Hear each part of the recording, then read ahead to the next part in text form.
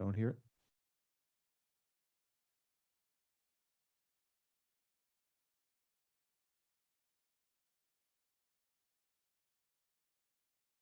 That's one, two. More volume right now. No, they're not on yet. I don't think so. No, they're not on. Here in audio here. We did a test and it was okay. Test one, two. I can just turn them on. Want me to turn them all on now? Wait 1 second. What do you hear? Test one, two. Testing one, two. Test one, two. 1, 2. Check 1, 2. Check 1, 2. Check, check, check, check, check, check, check, check, check. That shouldn't affect your volume to you. That's the volume coming from you.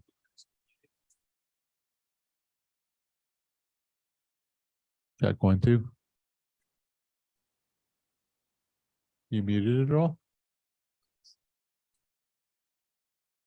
Yeah, you got mute on. You got mute. No, it's not you. See,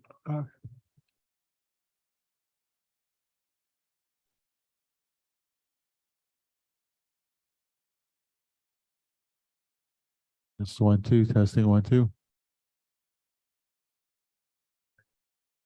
Why? I have to go the other one because it's not passing the audio to the headphone. Okay.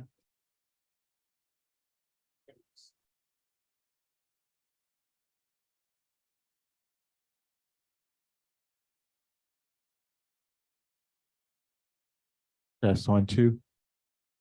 Test 1, 2. Testing 1, 2. Okay.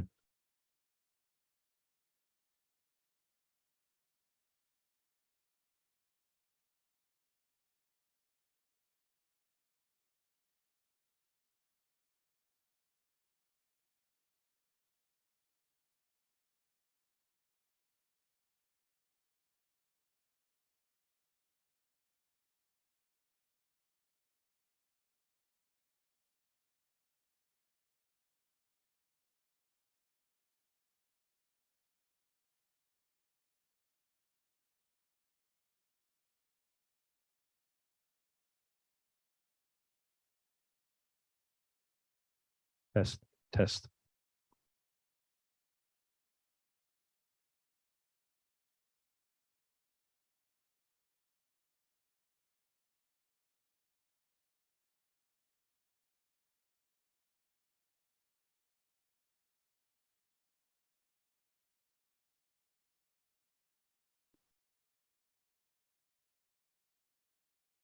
Good evening, everyone.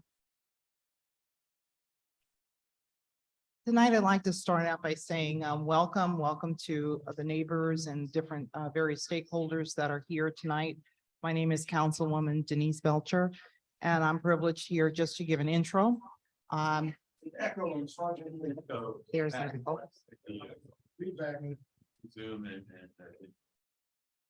Okay, so our technical people will be working on that. Maybe testing.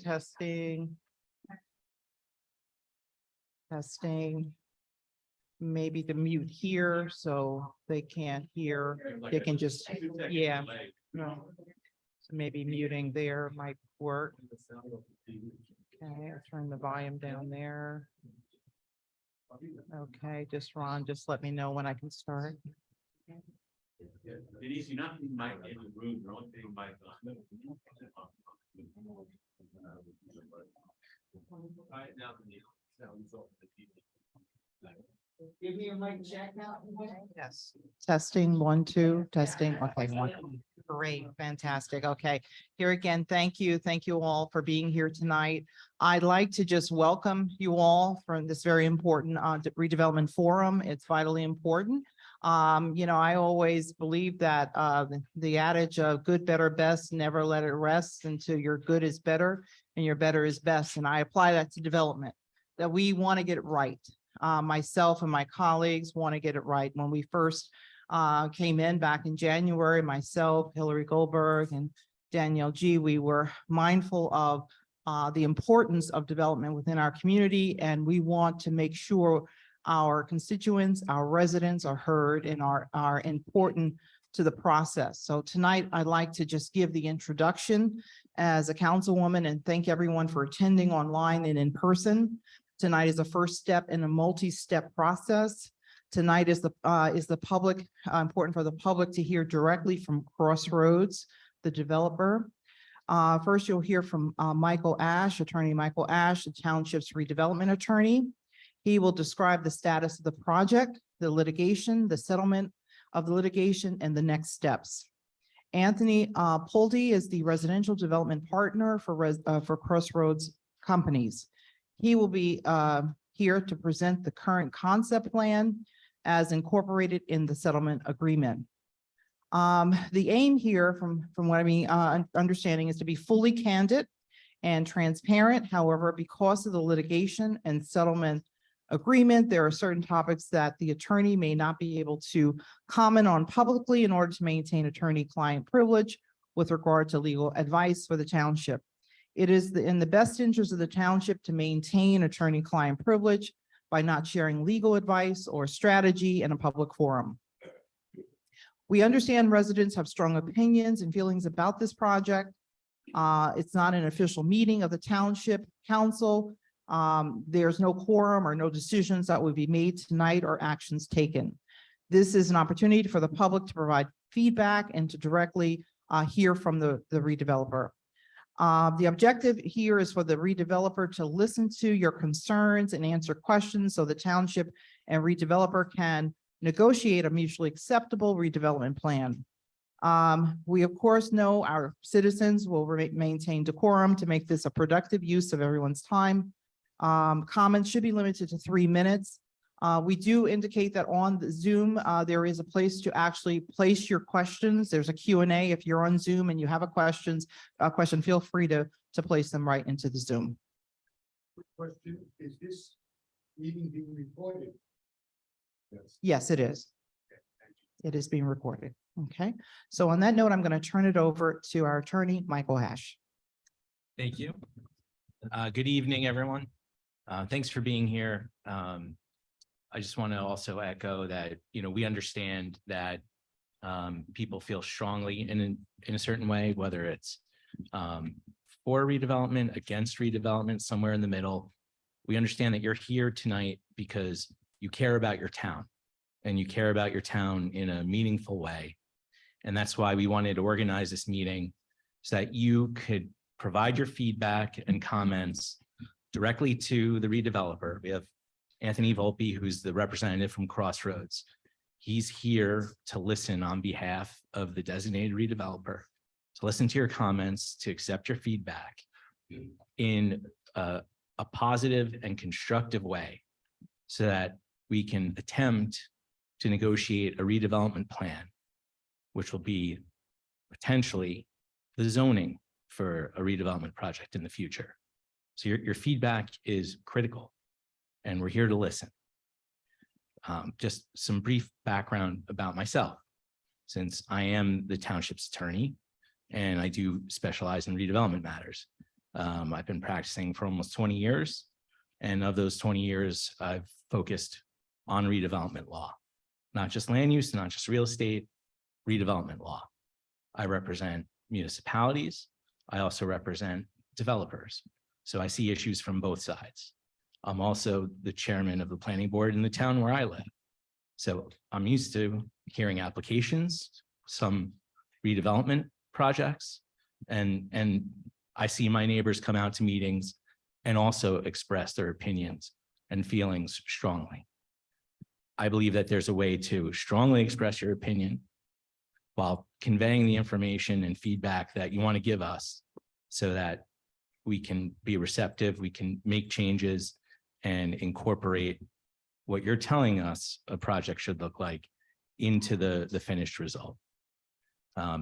As Denise mentioned, we're going to try to limit comments to 3 minutes. We're going to try to give priority to people who are here in person in attendance before we go to comments on Zoom. But most of all, again, we understand you have strong feelings, but you can convey that information to us in a civil way. And we'd like everyone to maintain a certain level of decorum so we can have a record of this event that we can go back, review, and listen to comments again if necessary. And with that, we have a presentation. I'm going to start out with some slides on sort of the history of this redevelopment area designation, the litigation that resulted, and then the settlement that brings us to where we are today in complying with the terms of an approved settlement agreement.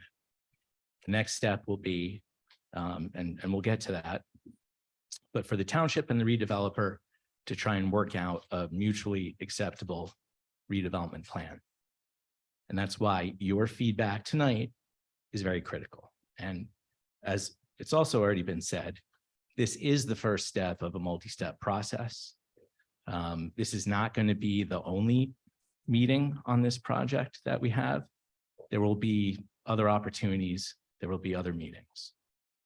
So with that, we'll go to the PowerPoint.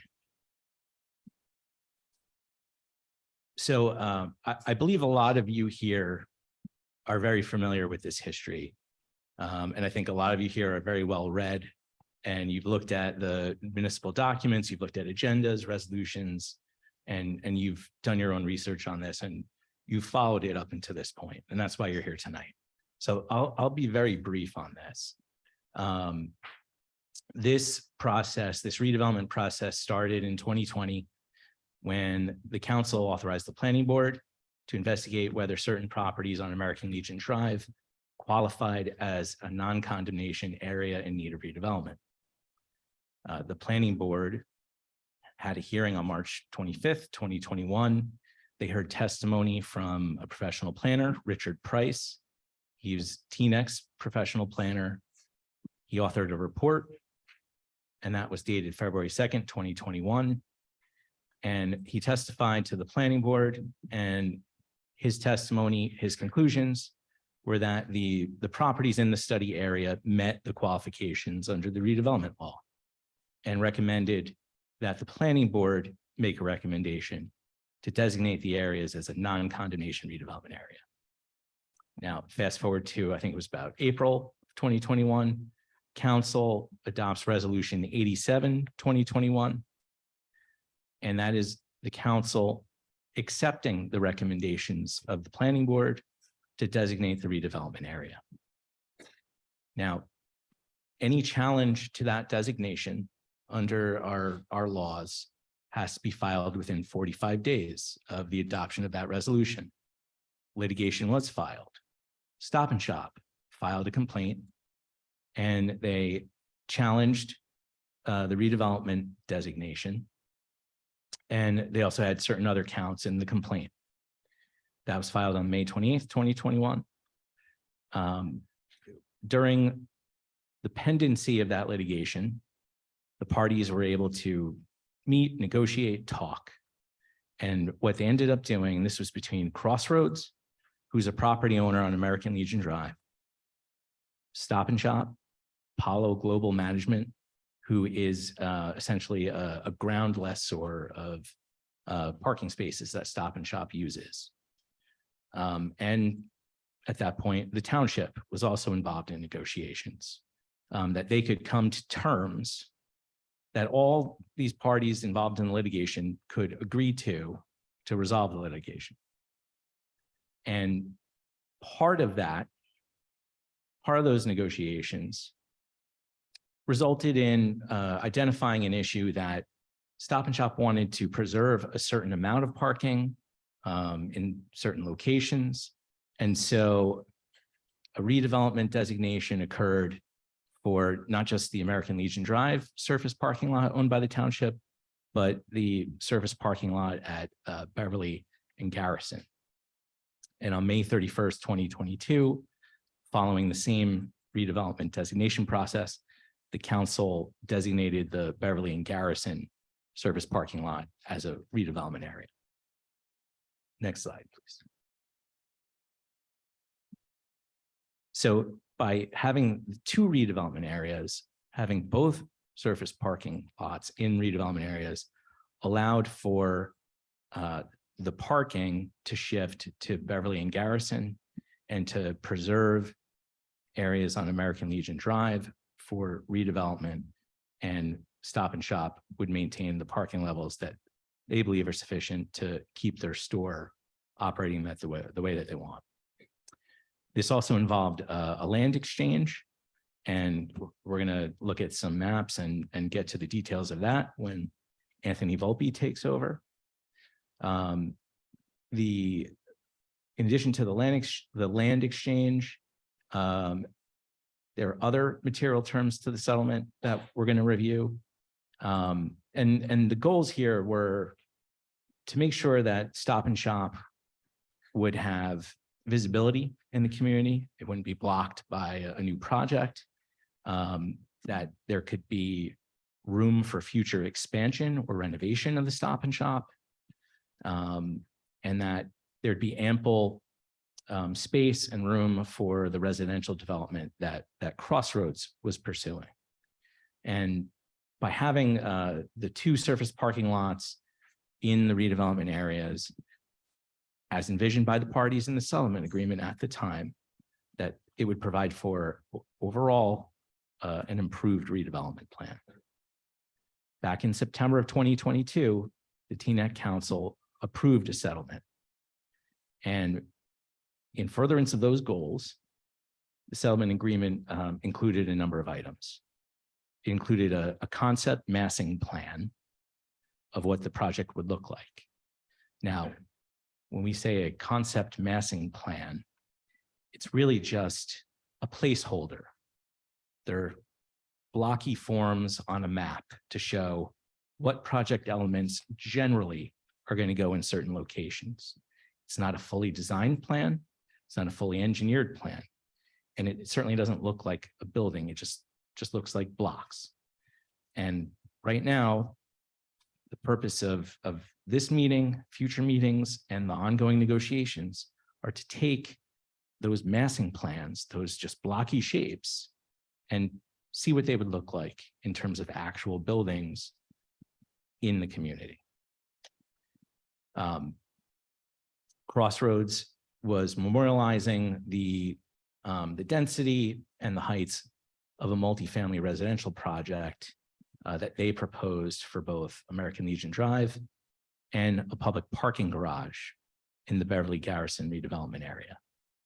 And in order to facilitate these elements, Crossroads was going to convey what they call Lot 1 and Lot 2 to Stop and Shop, and incorporate portions of Stop and Shop's parking lots into a reconfigured parking lot for the supermarket.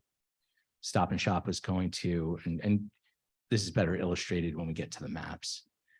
Stop and Shop is going to convey a southern portion of their parking lot to make way for residential development.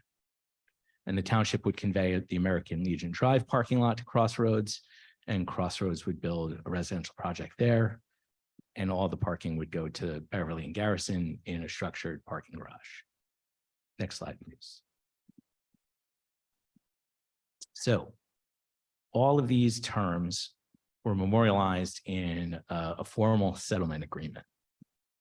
It's dated March 27, 2023, and it's between all the parties.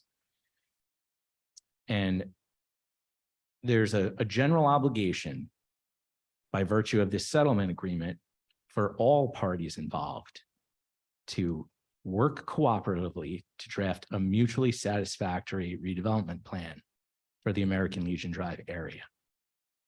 Now, I want to focus on the term mutually satisfactory. That's what we're doing tonight. You need to tell us, you need to, as residents of the township, tell us what would be mutually satisfactory. What does the township want to see here?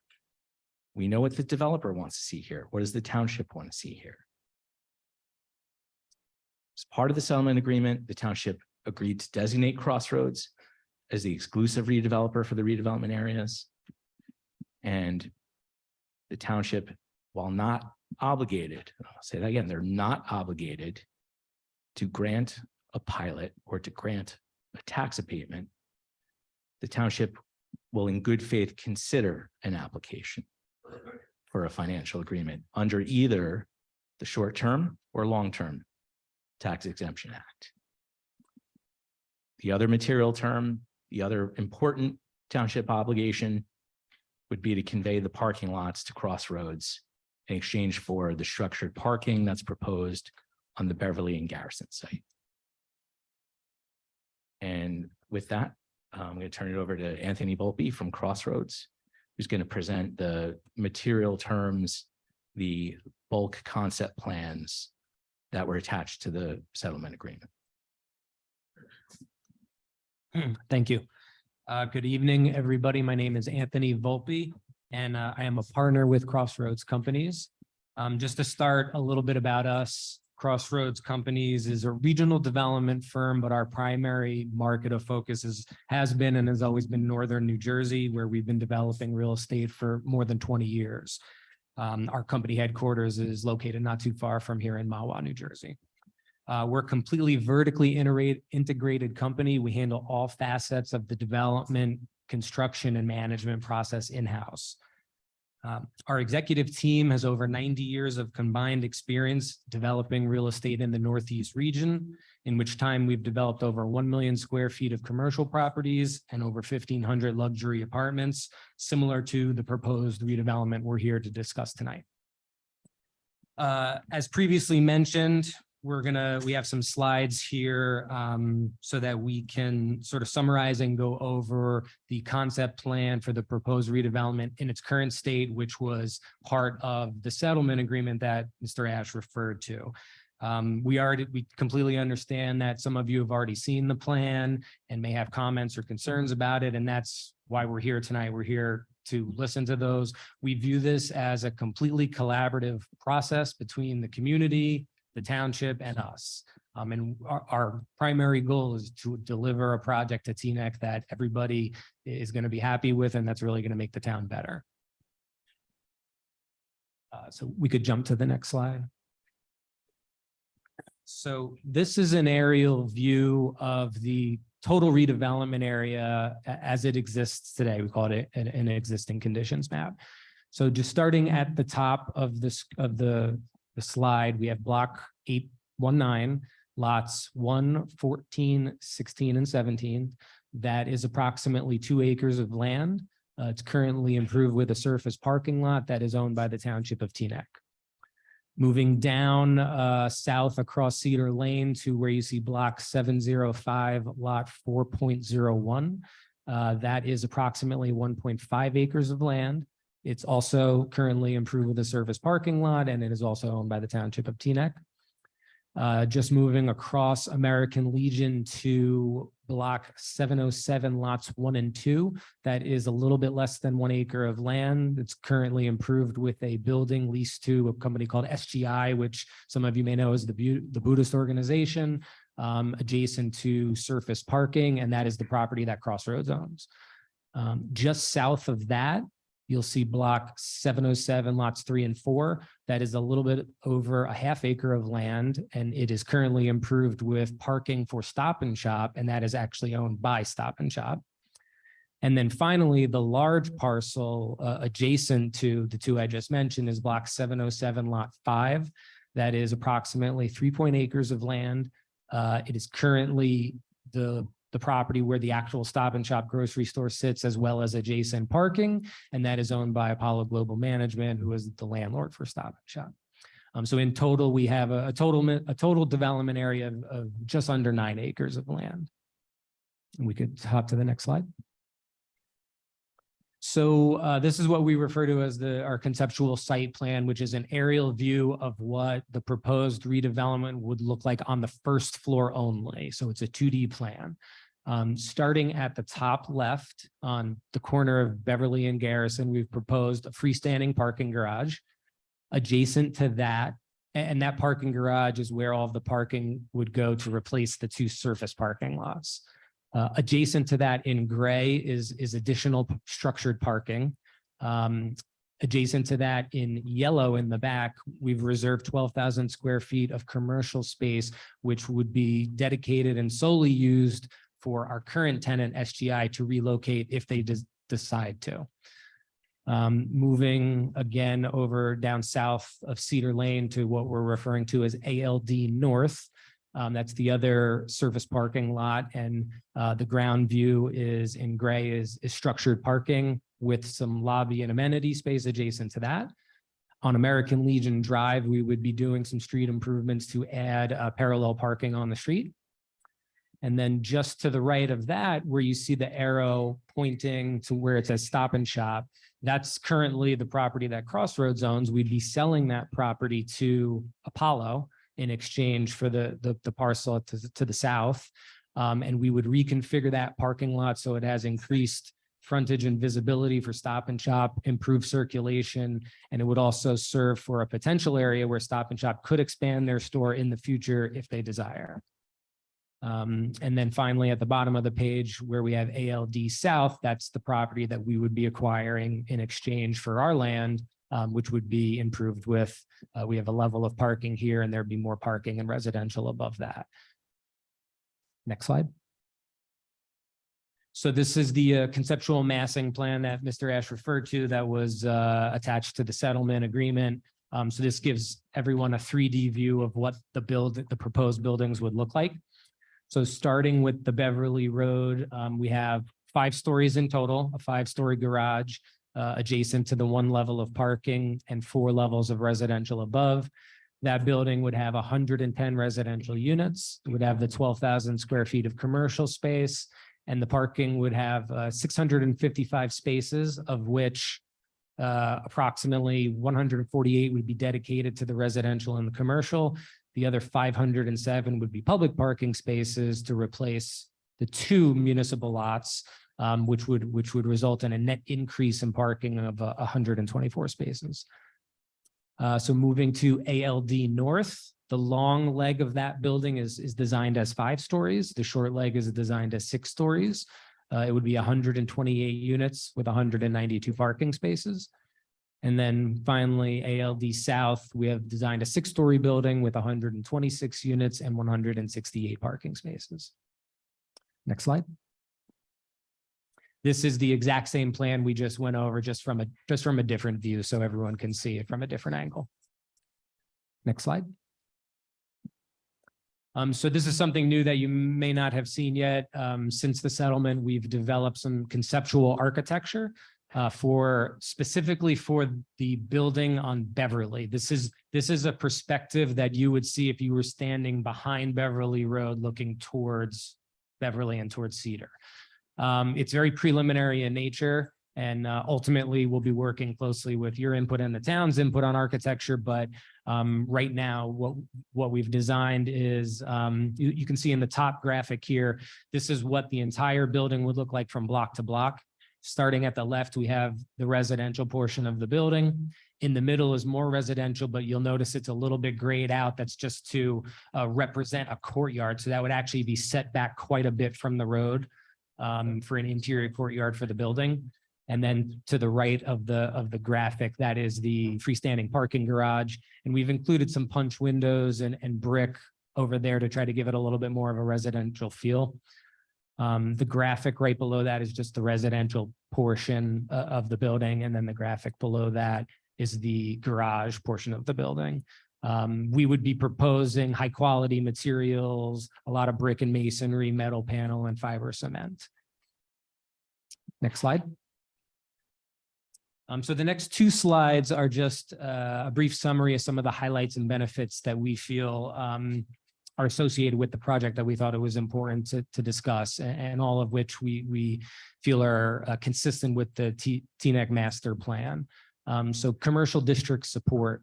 The proposed development provides for the expansion of multifamily housing within the Cedar Lane Business District, and will therefore aid in the strengthening to the vitality and the viability of the district, which has been one of the town's objectives for decades.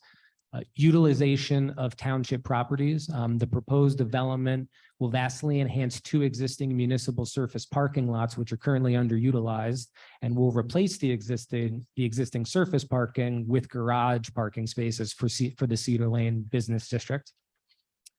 Parking increase. So based on our current proposed plan, the town would receive approximately 507 new garage spaces in comparison to the 383 spaces which exist today, which again, that's a net increase of 124 spaces.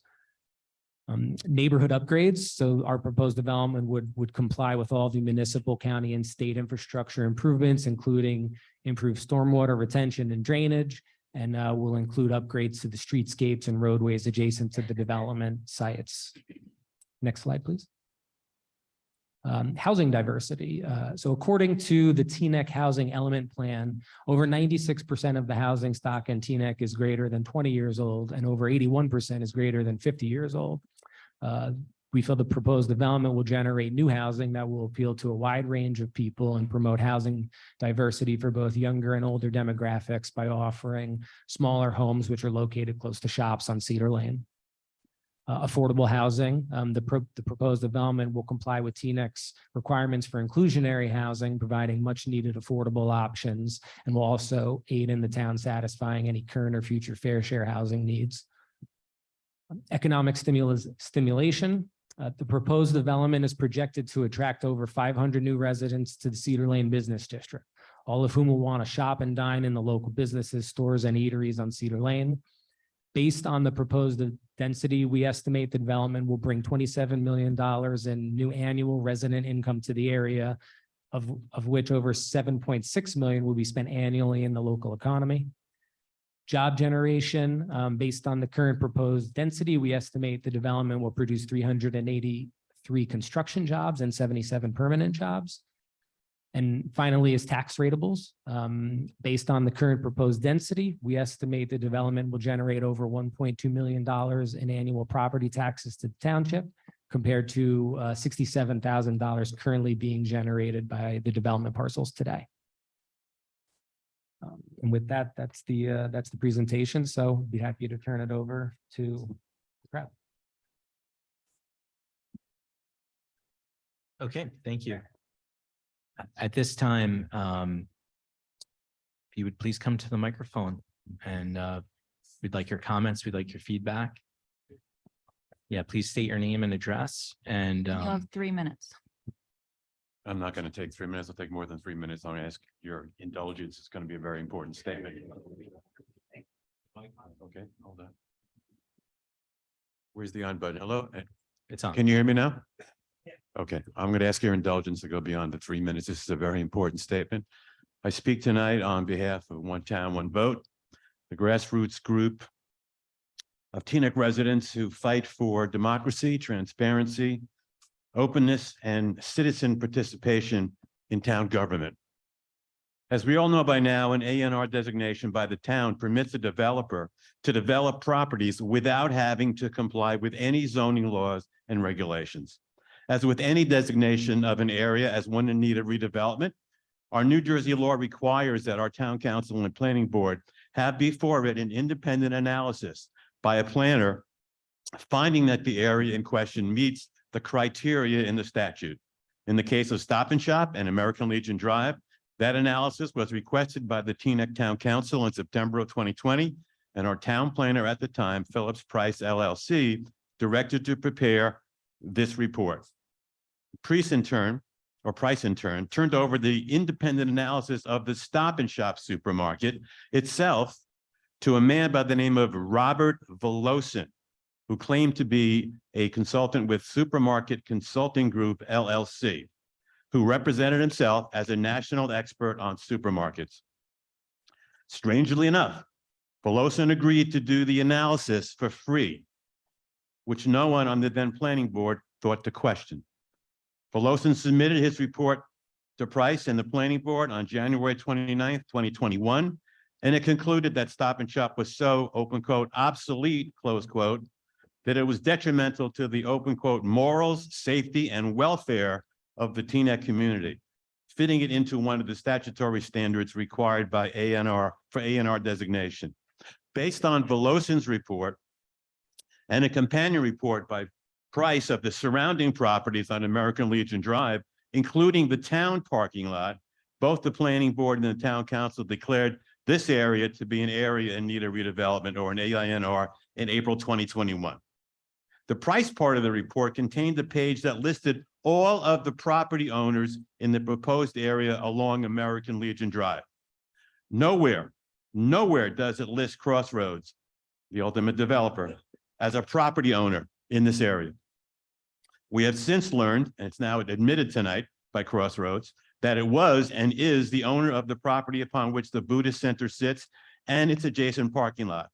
In the report, these two lots are listed as being owned by 713-719 Teaneck LLC, which just happens to have the same address in Mahwah as Crossroads. We believe that Crossroads hid its ownership of these properties from the planning board at the time the report was presented to them. Worse, Robert Voloson's report contains a full-page bio listing every company that Voloson has been employed by during his whole career.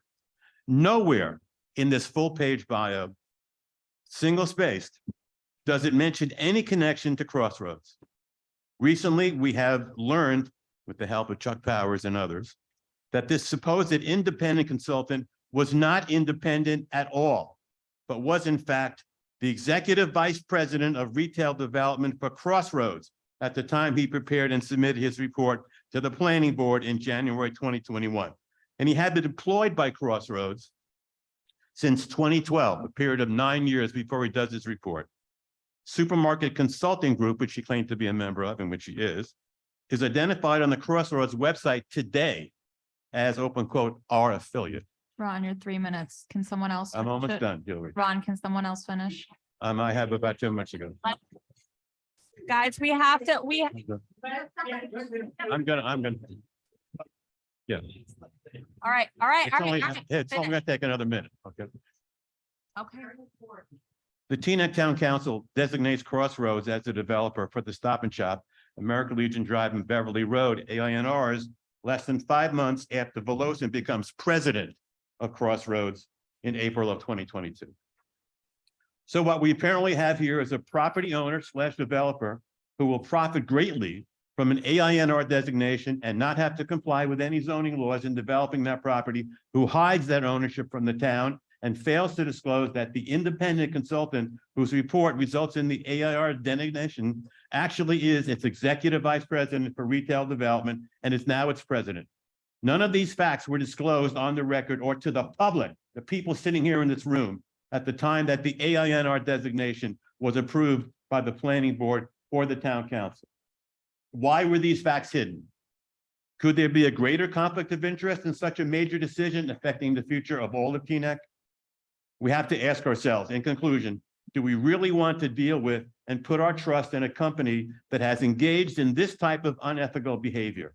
Hopefully this forum and others that follow will answer that question. Thank you very much.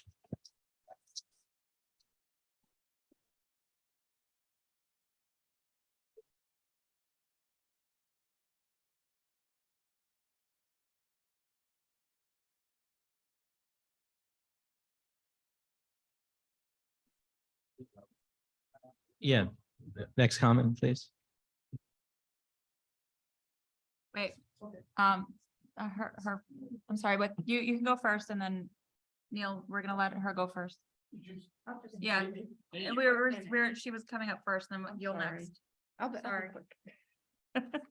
State your name for the record, please. Rhonda Hirsch. I live on Kip Street, 368, and I'm right on the corner of American Legion Drive. I live on the corner by American Legion Drive. It's a very narrow street. Parts of it do not even have sidewalks. It's very dangerous. There's a lot of traffic as it is. I walk my dog there all the time. It's dangerous. I have to jump on people's grass. And I don't feel that this is in a couple of garden apartments going up.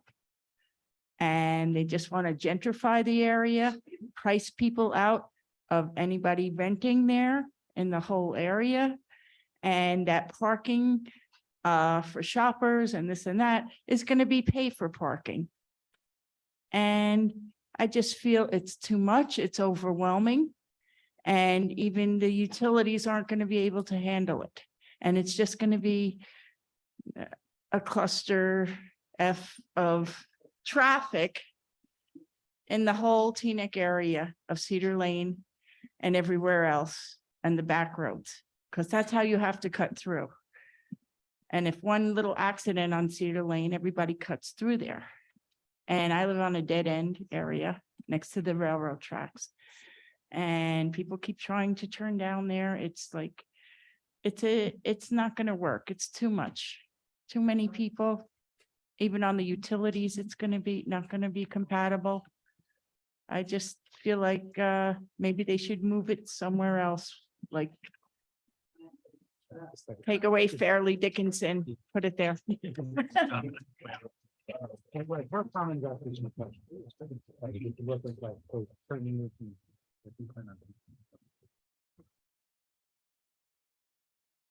Can you hear me? Yes. Okay. My name is Neil Gold, and this month marks the 55th anniversary of my moving to Teaneck.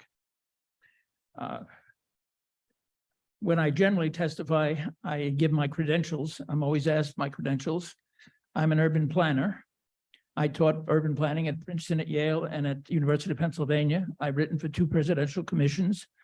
I was the chief witness in the Mount Laurel case, and an organization I created, Suburban Action Institute, brought the second Mount Laurel case, which has changed the pattern of land use and moderate income housing in New Jersey.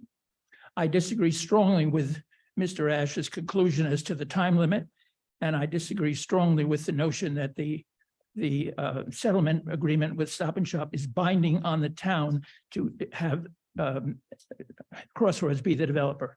Now, I wrote my statement. I want to read it. In order to become the designated developer of American Legion Drive, Crossroads Realty and Insera Supermarkets entered into a kind of scheme designed to mislead the Teaneck Council by acts of commission, by knowingly submitting a dishonest report by Mr. Volosian as if it were an independent study of the condition of the Stop and Shop supermarket. That report was emphatically not an independent study, but was done by an employee of Crossroads Realty. Its conclusions were knowingly false and misleading. Secondly, by acts of omission. Crossroads and his partner, Larry and Sarah, had a hidden agenda that was never disclosed to the council, which is why the report on Stop and Shop, the so-called negative implications of Stop and Shop, was submitted. The goal was to replace Stop and Shop with a Larry and Sarah owned ShopRite. Absorb that for a minute. That was the goal all the time. Now, that agenda was promoted by Mr. Hittman. We don't know that Larry and Sarah was part of it, except there's no reason that they would have done that if he wasn't part of it. And lest there be any doubt about this, you have to understand that Mr. Hittman may be a man of means, but he doesn't have the wherewithal to undertake a development of this scale. He couldn't do it without Larry and Sarah. Larry and Sarah owns 12 ShopRite supermarkets and is worth a great deal of money, in close to $1 billion. It's important to point this out because this group should know that I was a partner of both Insera and Steve Hittman on the site that is now the Buddhist Center. And we were going to build high-rise housing there. It's in the hole. They decided not to, and I withdrew from the partnership. They kept the property all these years and made it a Buddhist center.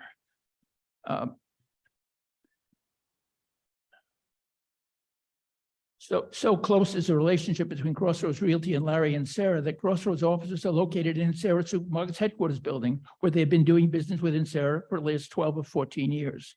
Public should also know that Mr. Volosian, as this gentleman said, works directly for Mr. Gold, that's 3 Given this minutes. background, there is little question that Crossroads came before the Teaneck Council with unclean hands.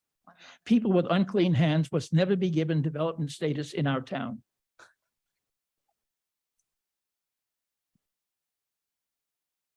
Second point, last point. The Teaneck Council designation of the American Legion Drive as an area needed redevelopment was inherently wrong and unjustified. None of the indicia that constitute blight are present in that area. In fact, the finding of blight was simply asserted by the previous council under the misguided leadership of Mark Schwartz and Ellie Katz. No study was undertaken to establish the veracity of that designation. The only evidence presented was the wholly self-serving and completely fallacious report by Mr. Volosian, who we know was employee. The Stop and Shop supermarket brings in over 200,000 people each year, and there's never a problem with ingress or egress. I know whereof I speak because I built the Stop and Shop. I bought that property at the request of Matty Feldman and Mayor Brooks in 1986. Took me 9 years of fighting with the town, 9 years of litigation and $3 million to get the right to build the Stop and Shop. I finally got it built.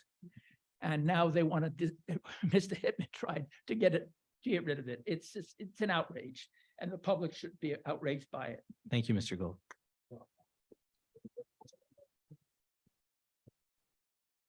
Mr. Gold.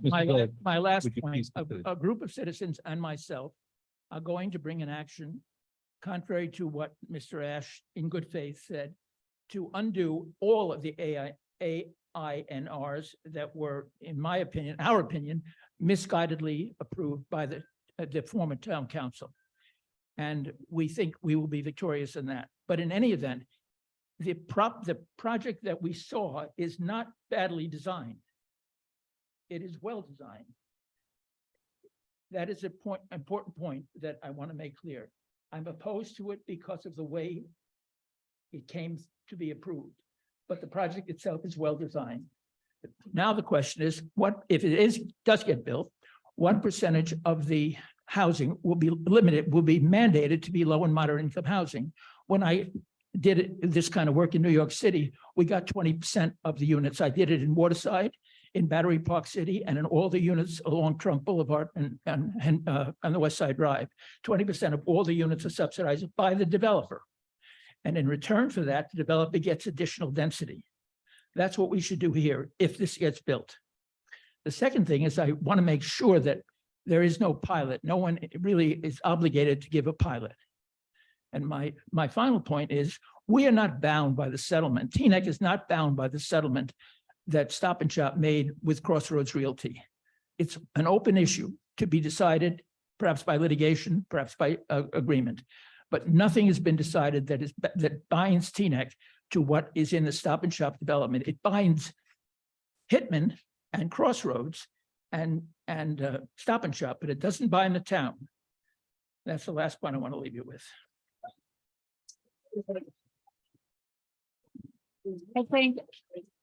I think Councilwoman Belcher wants to go to two of the questions that are on Zoom really quickly. We have two short questions on Zoom we're going to go to. And just before we do, They're you know, questions. we're not trying to cut anybody off. We're not trying to impose a strict 3-minute limit. We want to make sure everyone who wants a chance to speak will get a chance to speak.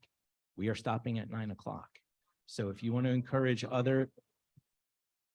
we're stopping at 9 o'clock tonight. That is the published time limit.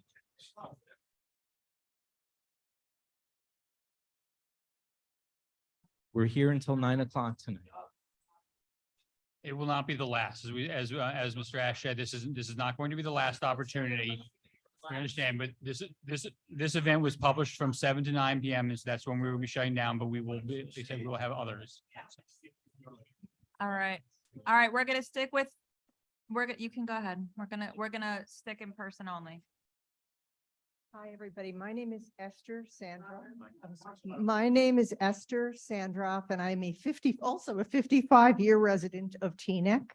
And I am an advocate both for the redevelopment of Cedar Lane and the increasing the residential density of our central business district. Cedar Lane is tired and deteriorated. There are many vacancies and many of the stores are occupied by are struggling to stay afloat. Cedar Lane is the heart and the soul of our town. We need it to be redeveloped both to serve our community's needs and to reflect our community's values and dynamism. Meanwhile, our region and our nation faces an unprecedented affordable housing crisis because we are not producing enough housing to meet demand. This has led to increased competition for the housing that we have. I am in favor of the introduction of more multifamily housing so that we can have a vibrant and diverse business district, and our town can provide better and more affordable housing options for young adults, working families, and seniors who currently face obstacles to moving into or remaining in Teaneck. We need to address both the challenges confronting our main retail district and the challenges to our housing market, but we need to do it in a thoughtful manner with the full input and oversight of the folks who call Teaneck home. The proposed redevelopment plan is extremely important to the future of our community. The designated developer, who seems to have had a hand in their own designation, has primarily been a developer of supermarkets and strip malls. And I looked at the website and it looks like all the residential developments in the website are in the future. Though everything in the past seems to be supermarkets and strip malls. Without sufficient community input and transparency, this supermarket developer will have a dramatic impact on the very future of our town. This is probably the most important development project to occur in Teaneck in our lifetimes, and we are allowing a small group of people with conflicts of interest to hand the responsibility for the redesign of our downtown to a supermarket developer who has never designed nor developed a project with this level of complexity or scale. This project should not proceed without greater community input into the design of the project, pedestrian circulation patterns, open space considerations, and the very consequential traffic impacts. We should also broaden the conversation around housing affordability. If this project is to proceed, I believe that it should include a higher ratio of affordable apartments than is currently mandated within the town, and that the affordability should be deeper and the terms of the affordability should be longer. Additionally, reflecting the diversity of our community, I believe that consideration should be given to the inclusivity in the development team. All too often, developers and contractors of color have been excluded from participation in important projects like this, particularly in New Jersey. In Teaneck, we should fight, as we always have, for representation and access where such access has historically been denied. Teaneck has always prided itself on being an inclusive and diverse community. We need to demonstrate that commitment by pursuing a redevelopment process that reflects these important values. I am pro-development, I am pro-density, but I am also pro-transparency and anti-conflict of interest. It is very important that we get this right, or we will live with the consequences forever. Thank you.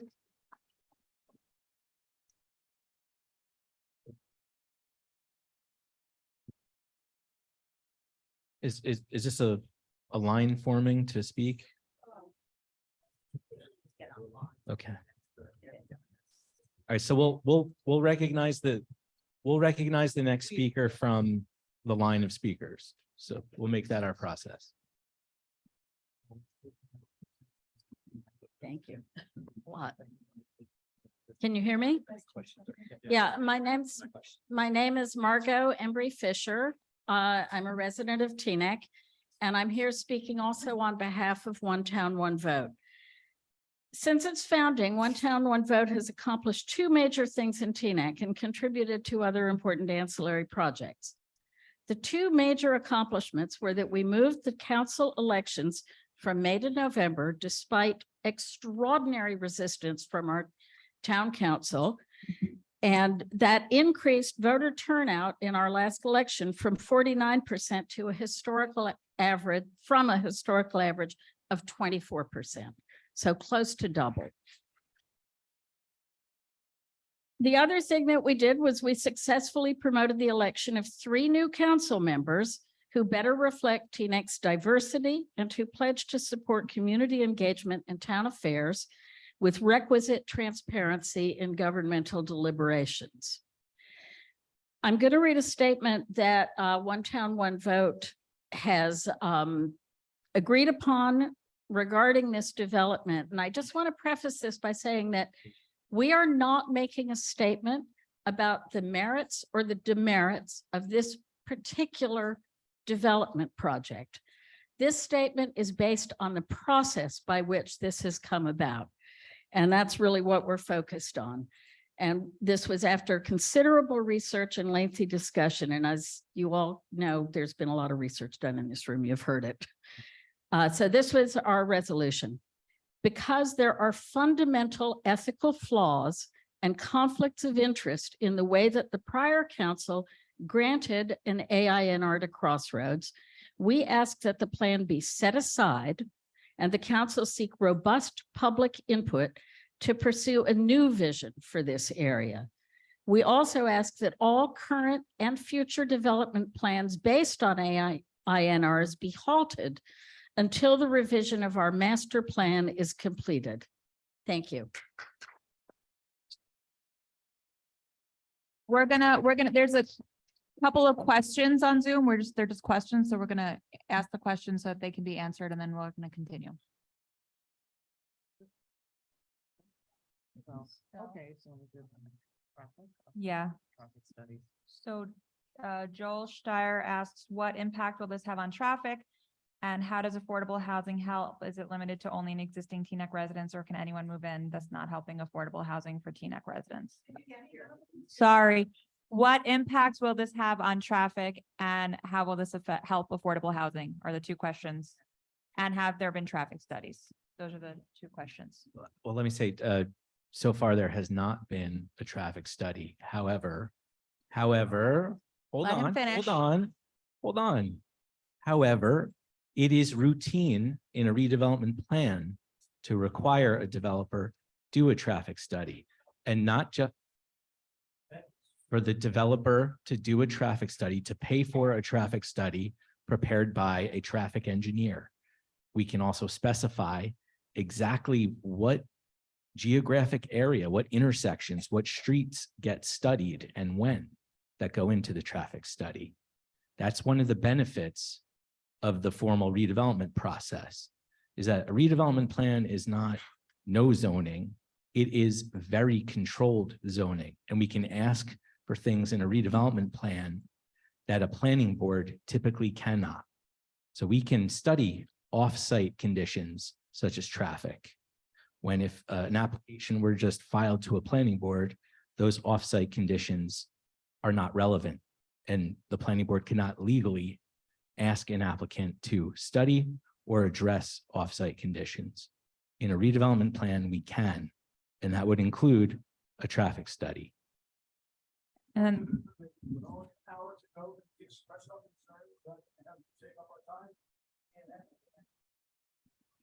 I mean, people ask questions, so we just want to get the questions out there. It's informative also. And then we'll go back to speakers here. And given the interest by the community, we'll find a way to better accommodate feedback and to answer questions based on issues that are raised tonight. And you'll be able to continue to raise issues.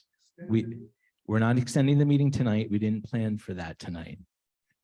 But we'll find another alternative venue, maybe online, a follow-up meeting. We'll continue this.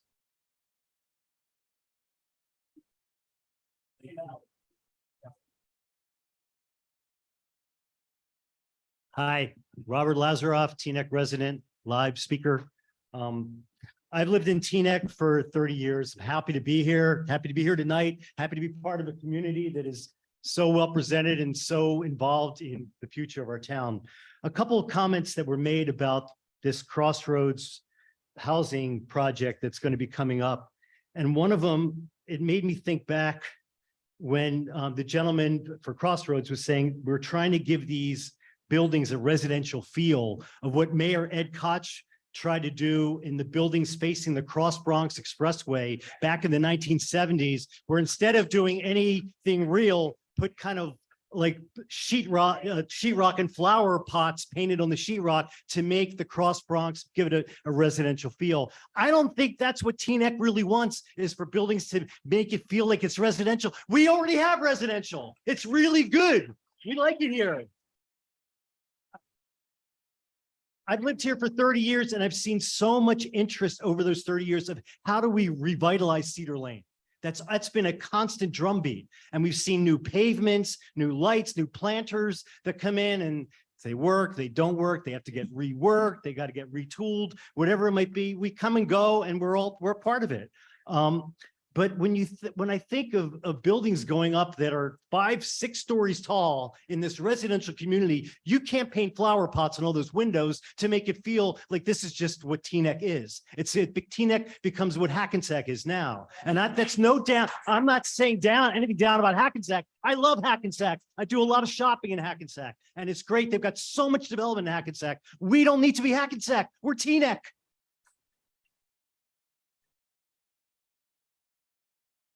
You cannot also say that you build these buildings and people will then shop on Cedar Lane. There is no guarantee that's going to happen. They might get in their cars in their nicely appointed garages and drive to the mall. We don't know where they're going to shop. You can't expect just because you're building it, that's where they're going to go. And we have so much parking there now that is not underutilized. Sometimes it's well utilized. We have farmers markets there. We have a thriving community that uses these spaces that you look as derelict. And I think that I want to see, I would like to see, for me and my children, this community change and grow, but not to be blinded by progress that is just large and flower potted. Thank you.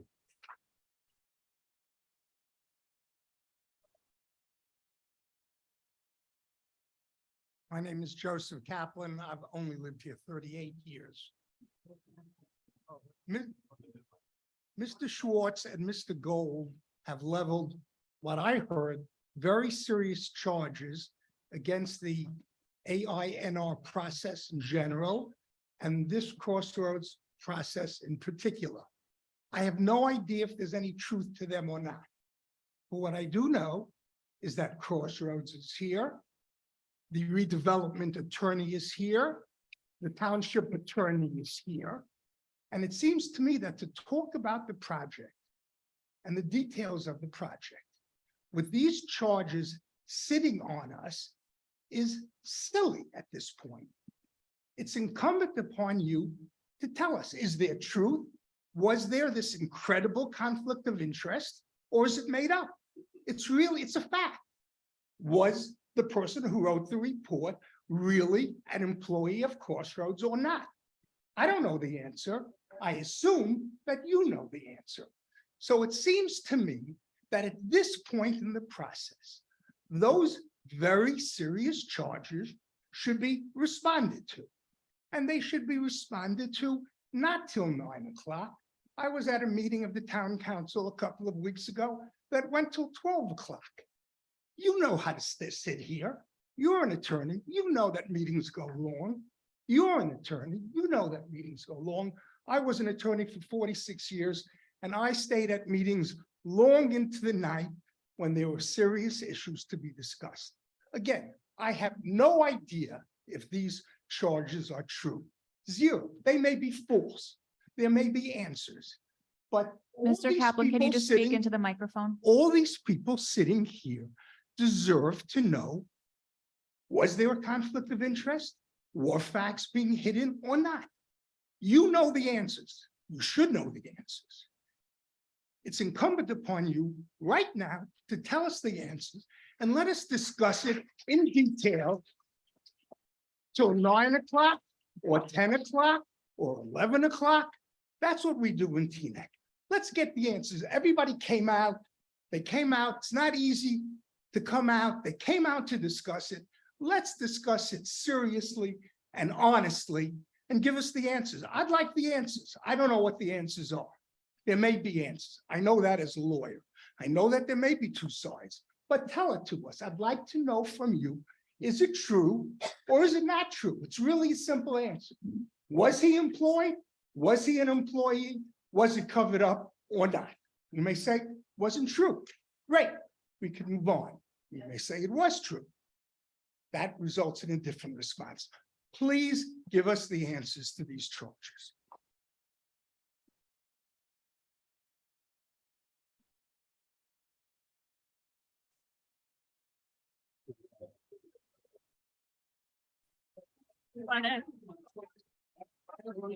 Do you want to answer? I can wait. So Mr. Velosin's not here.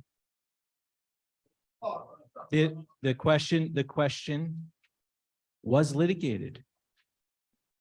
The question was raised in the litigation that Stop and Shop filed. They alleged a conflict of interest. That litigation has been settled by this settlement agreement. The question's not answered. I understand that is not the answer you're looking for. I'm not sitting here as a judge of those facts applied against a law. It's not a cover up. It was raised. It was made public. This was an issue that was made public by Stop and Shop. They objected to it. It was actually, please don't interrupt me. Everyone knew it was in the complaint that was filed, a public document available to anyone. And that issue was resolved with this settlement agreement, including the township, who is a party to the settlement agreement.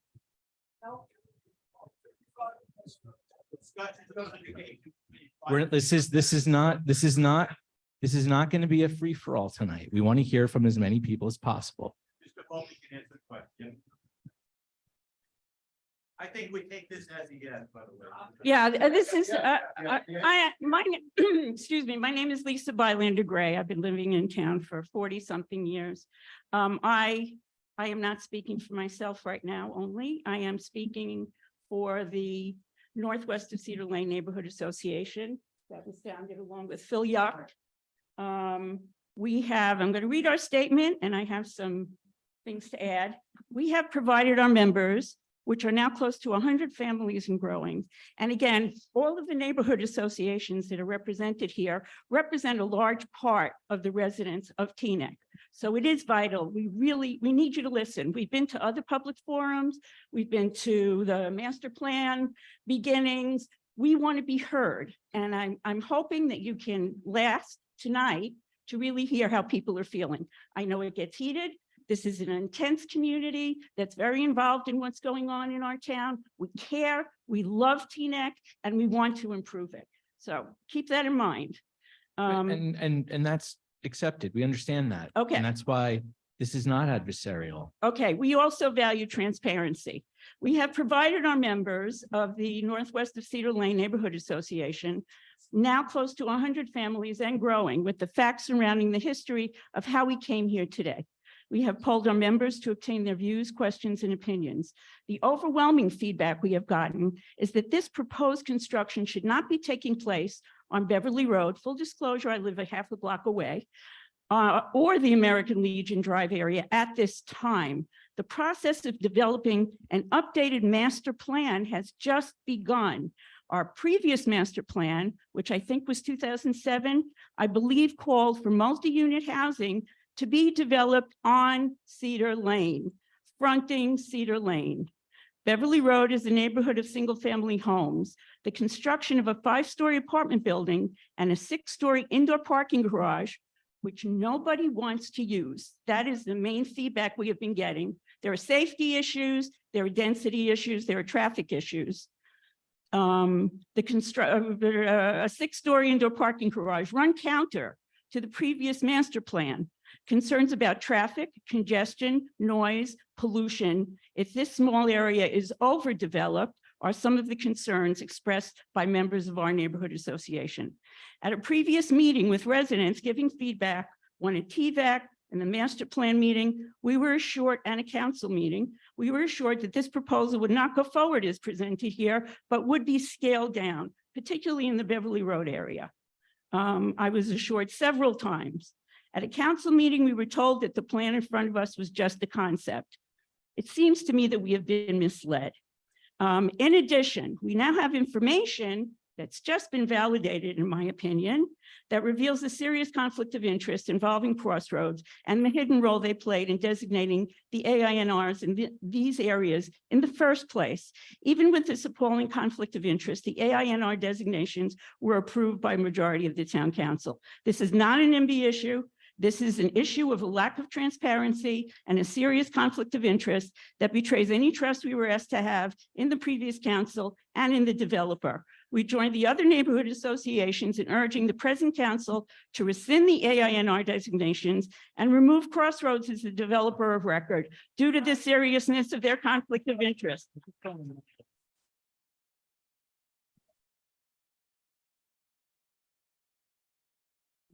Two more sentences. We also feel that all development should be put on hold until Teaneck's master plan has been finalized and approved with input from residents and businesses in the community.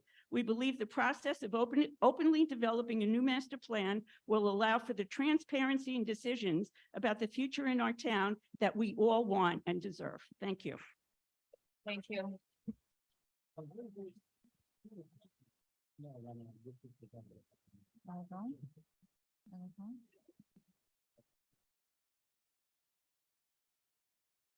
Hi there. Hi. So my name is Lisa Schwartz. I live at 698 Larch Avenue. I have been a resident of Teaneck for 45 years. And I'm here to speak tonight on behalf of the Southwest Teaneck Neighborhood Association. And then I will add my own comments. So first of all, the Southwest Teaneck Neighborhood Association was formed in May. We launched it in May of 2022, early in May, just a few short weeks after we organized a neighborhood association. We learned quite by accident that there was this development plan for our neighborhood, at Stop and Shop. So we began to inform, the neighborhood association, began to inform the neighbors, people whose backyards will be in this area. We began to inform all of the residents there. We did, the neighborhood association. Nobody in this town had a forum. Nobody in this town, our prior township council did not inform the residents that this was happening. In fact, we were lied to and told that we're jumping the gun. Nothing is happening here. There's no development plan. My husband, Ron Schwartz, was told at a council meeting by then council member Keith Kaplan, there was no development plan when we had the development plan in our hands. So I'm pretty outraged. A lot of us are pretty outraged. So I just needed to state that. We just learned maybe about a week ago about this egregious conflict of interest. I'm pretty outraged by this. I mean, it's even hard to believe. So we got together with our neighborhood association. We had an emergency meeting. Emails were sent. And we passed a resolution, and I'm going to read the resolution similar to what Lisa just said. And I just want to say that Southwest Teaneck Neighborhood Association, currently, we're made up of about 140 households and growing fast. So this is the resolution that was passed unanimously by our neighborhood association. Due to the highly questionable conflict of interest in the designation of this AINR and the designation of Crossroads as the developer, we strongly believe that both of these designations, the AINR and Crossroads as the designated developer, to be declared null and void. And we ask the current Township Council to do just that. We also ask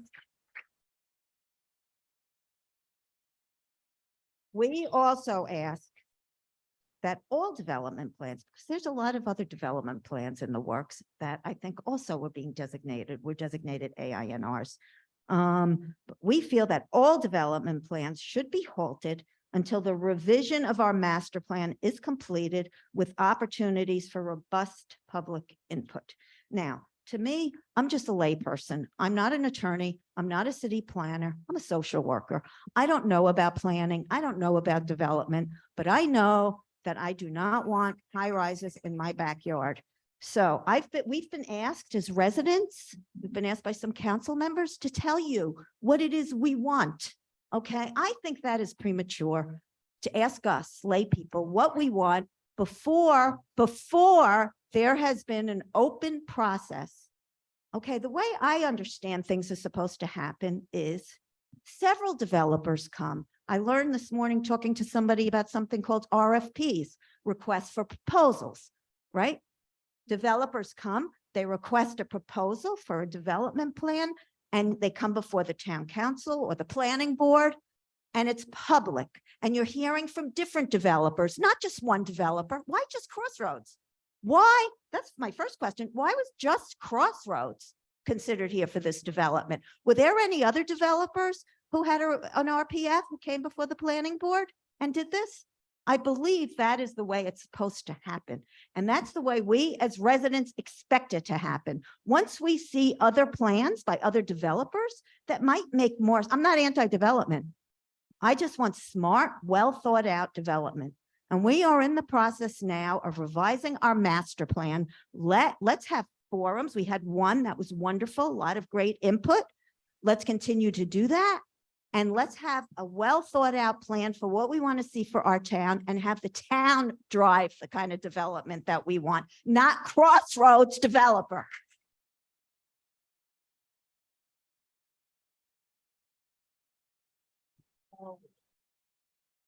One minute, Mr. Yuck, 1 second. Phil, 1 second, 1 second.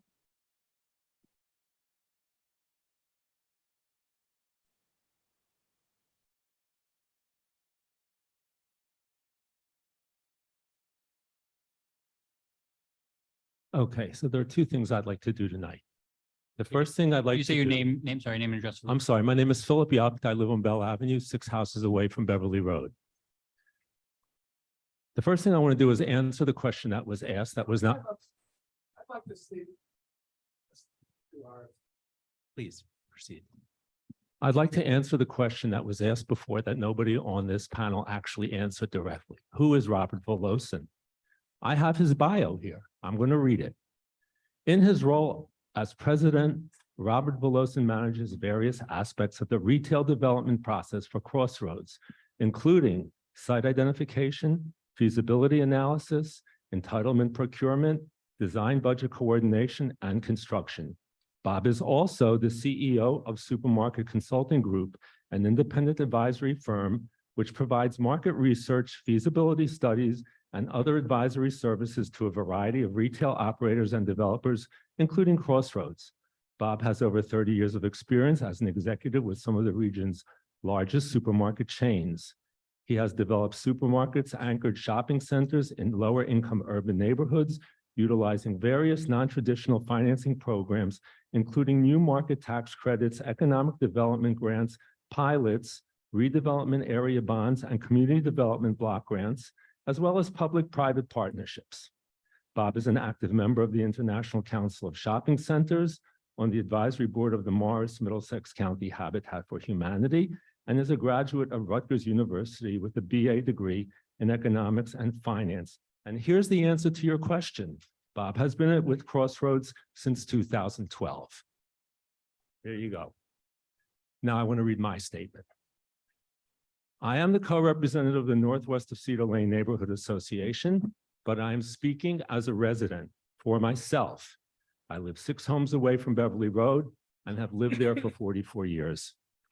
This is an ill-conceived plan, bordering on private homes, and a huge misstep on the part of the former council and its previous legal advisor. This AINR was clearly established through a conflict of interest. I don't know what made the prior council think that going about this as they did and without extensive public input at the front end was a good idea. It was not the right thing to do to our town and its residents. We own the town collectively and have a right to contribute to the decision-making process, especially in such important endeavors that will have permanent and lasting effects on us all and on our quality of life. I don't care that the prior council followed the AIN rules. The AINR rules don't require that you notify residents before you declare an AINR. I don't care that they didn't follow those rules. They didn't even notify the homeowners most directly impacted. And Mr. Schwartz says that this doesn't border on private homes, which it does. It was wrong to do that and leave us with a problem of this magnitude. The prior council declared the wrong area as an AINR. It is Cedar Lane that needs redevelopment and would be the perfect place. It would be the perfect place for multi-use development, not our municipal parking lots. We need our parking lots. We need our open spaces. We need sunlight, fresh air, and greenery. Nobody will want to park in a massive concrete parking lot to grab a slice of pizza, buy a lottery ticket, or purchase a loaf of bread. Our businesses will suffer from this kind of development. This is a bad, bad idea and must be stopped. Redevelop our main streets, not our side streets. Our council members who are elected to represent us by always doing the right thing, regardless of the cost or consequences, need to think long and hard about what they're going to do to right this wrong. The residents will applaud and support you for doing so. The cost in dollars will be far less than the overall lifelong cost to our well-being. Start working on developing and fulfilling a plan for Cedar Lane and abandon this one. It is the right thing to do. Do it and don't delay. It's the right thing to do. My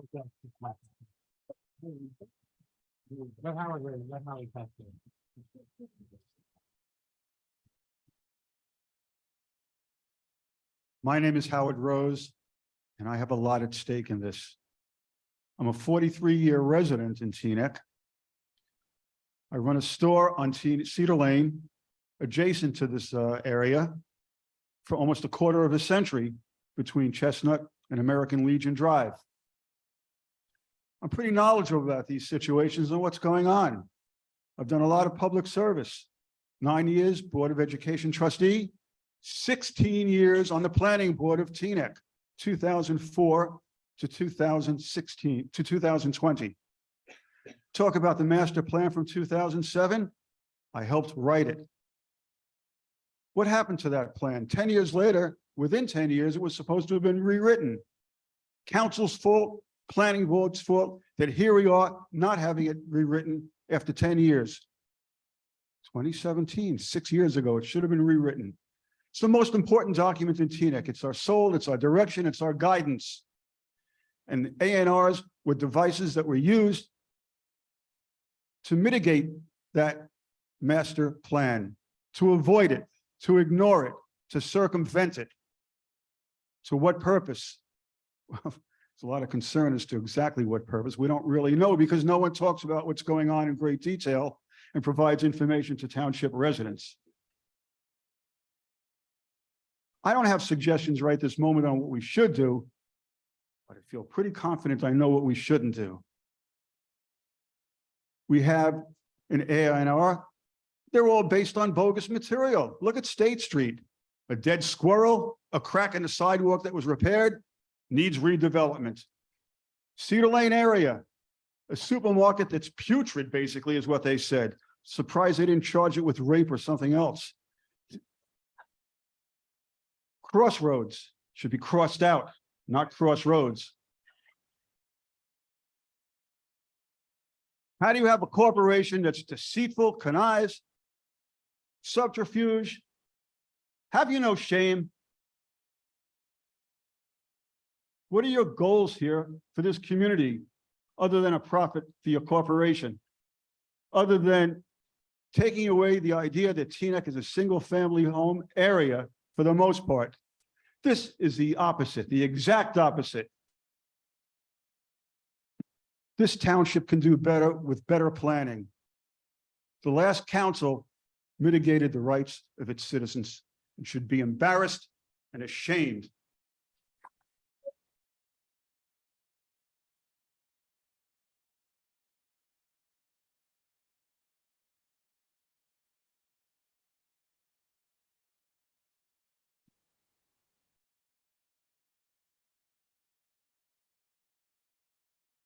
Hi, my name is Tracy Carcione. I have the misfortune of following Mr. Rose. I'm not nearly so eloquent.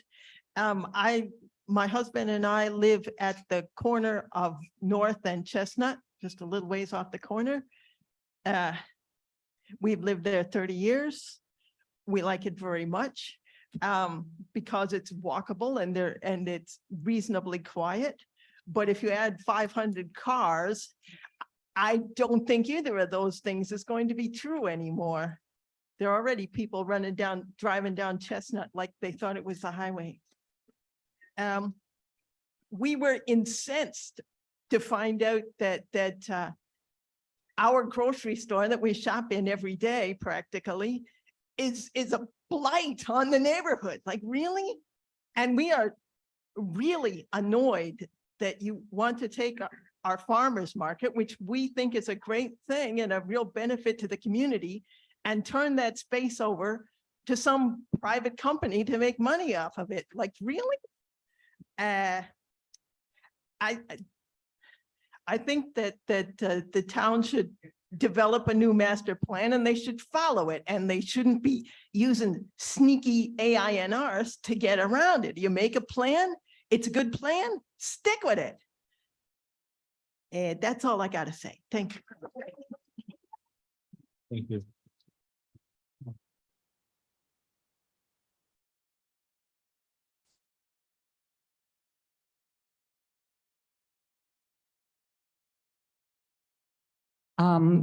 With Paula Rogovan, I'm going to make my statement in the form of a poem. We're at crossroad.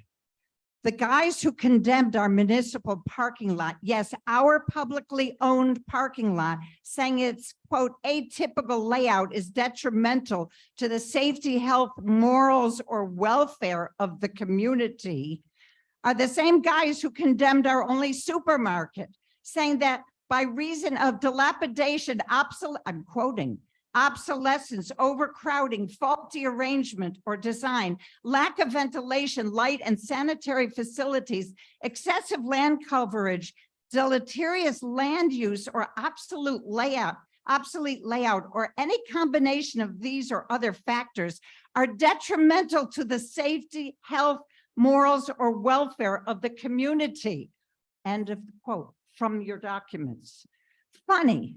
I bought some raspberries and blueberries there the other day, but my morals are still okay.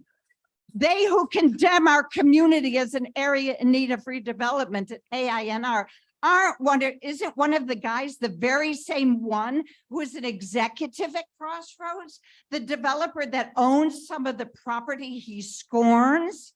Yes, a beautifully renovated Buddhist center and parking lot. Isn't one of them the very same guy who is an executive of Crossroads, the developer that has a grand plan to grab up our immoral municipal parking lot and build an apartment building that will surely cause massive congestion and more pollution right next to the CSX trains with their toxic diesel exhaust? Oh yes, I forgot. For all their trouble, Crossroads was to be gifted by our former town council with a pilot, a payment in lieu of taxes. What a gift. Well, we're at the crossroads. Is it ethical flaws and conflicts of interest, or democracy and responsible development of the people, by the people, and for the people? Is it sweet deal making behind the scenes, or the sunlight of democracy? Teaneck, we're at the crossroads. It's July 31st and we're speaking out and we're saying, halt the dirty deal. We want responsible development of, by, and for the people. Yes, we're at the crossroad.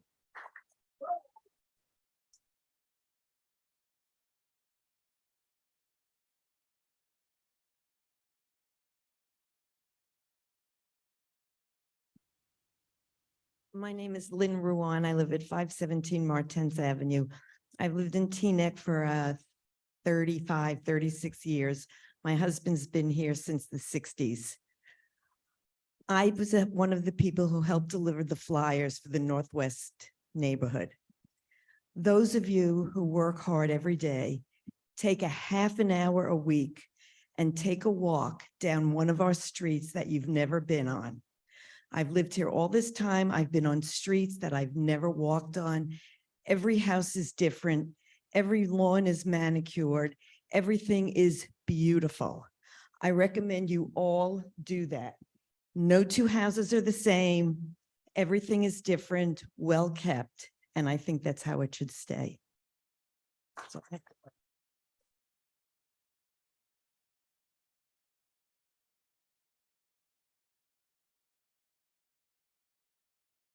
my name, is this okay? I'm sorry, before you begin, Yes. I need to address my colleagues on the dais. All I'm right. not trying to short it. No, please wait there. I want to give you my full attention, but I need to hear a message first. So just 1 second.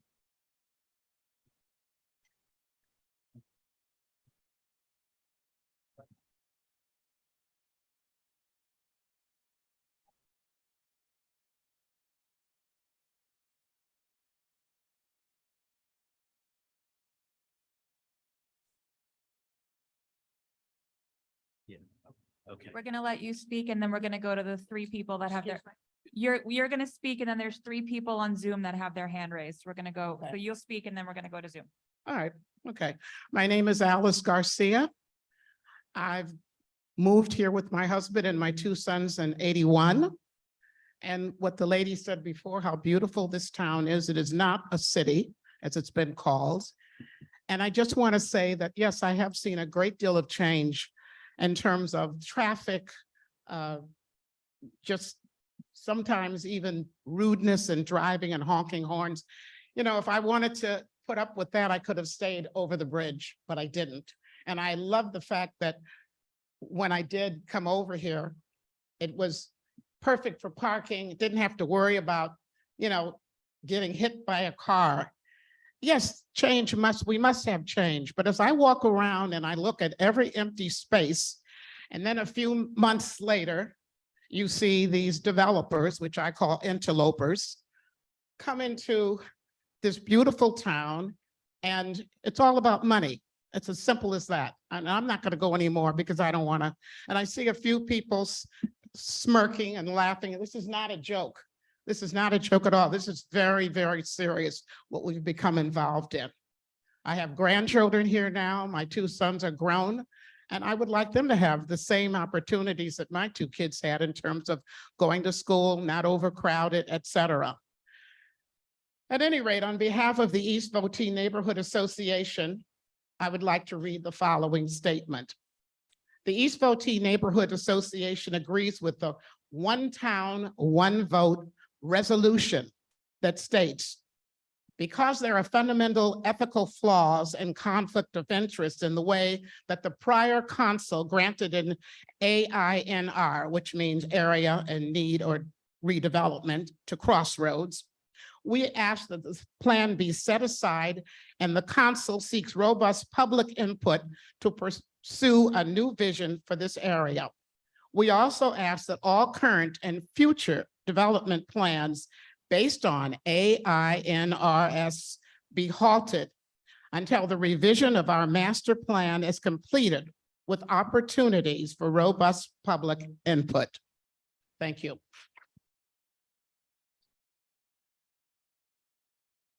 Okay, we have several questions on Zoom that we'd like people to respond to. So Michael Klatsky has a question. Hey, And, can everyone hear me? Yes, we can. Okay, thanks so much. Thank you everyone for coming out tonight. So my question is a little different than the other folks who speaking before me, because I know that a lot of people have spent quite a bit of time discussing the Developers Association with various internal organizations, conflicts of interest in that. I think that all the folks on the dais, you've heard enough about that tonight.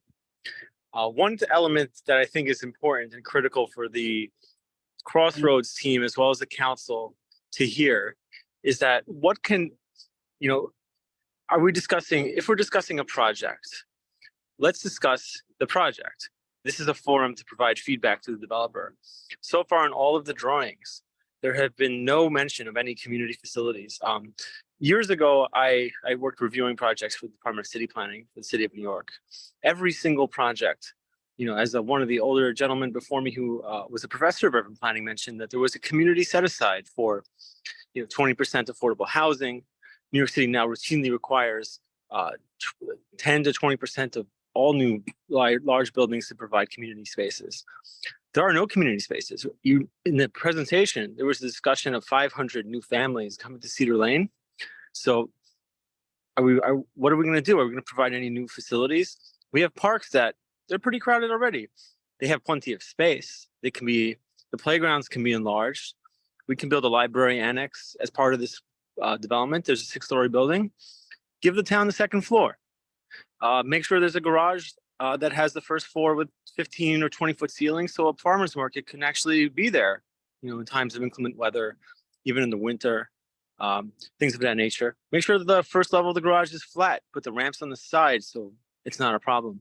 These are all the types of feedback that need to be discussed, and I feel like there's two very competing forces happening here. One is that we're going to extinguish the project. So let's not talk about the project. On the other hand, if we don't extinguish the project, we're just going to end up with a lackluster project as proposed by Crossroads. And I don't mean to be rude, but so far the drawings are lackluster. They're not high quality. They need some urban design improvements. to really be something that's a project that everyone would be proud of. And I honestly, if I was Crossroads, I would not be proud of this as it's designed right now. You can do better. Thank you very much.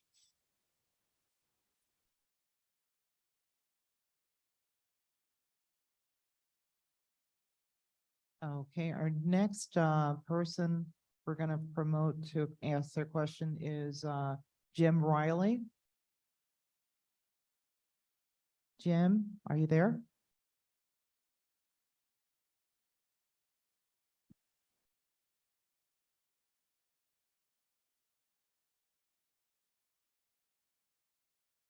Okay, then we are gonna go Stacy? with Stacy.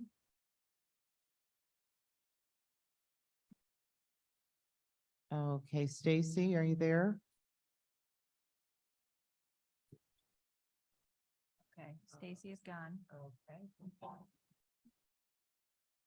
Let Art, yeah. Mr. Vasky?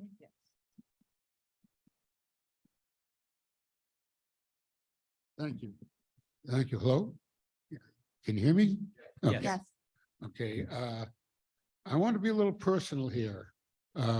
We're standing and sitting here. Who represents us? Not the attorneys, the town council. And if not this current council, the prior council. Now, who would know what went on with the town council? Is there anybody here who knows? I'm looking at you, Mr. Schwartz. Okay, I'm asking you, can you explain all these serious claims that appear obvious? Do you have a defense? What happened? Was it just a lack of due diligence? Was it a lack of credibility? What was it that you can tell us so we'll know that our council is working for us? That's what I'd like to know.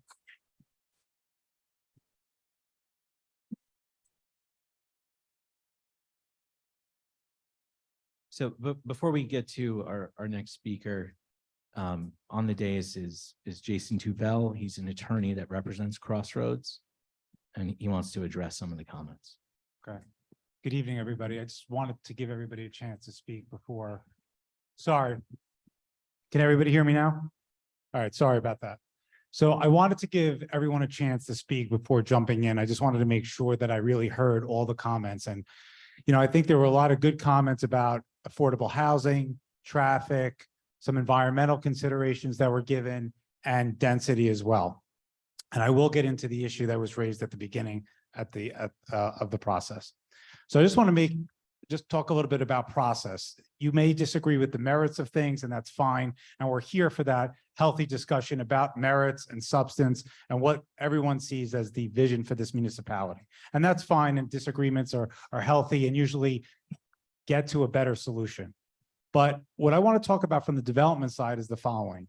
It's very typical in the redevelopment process, in the site plan process, when somebody comes for a variance for even their home, let alone something large in scale, that the developer proffers expert reports that advocate for their position.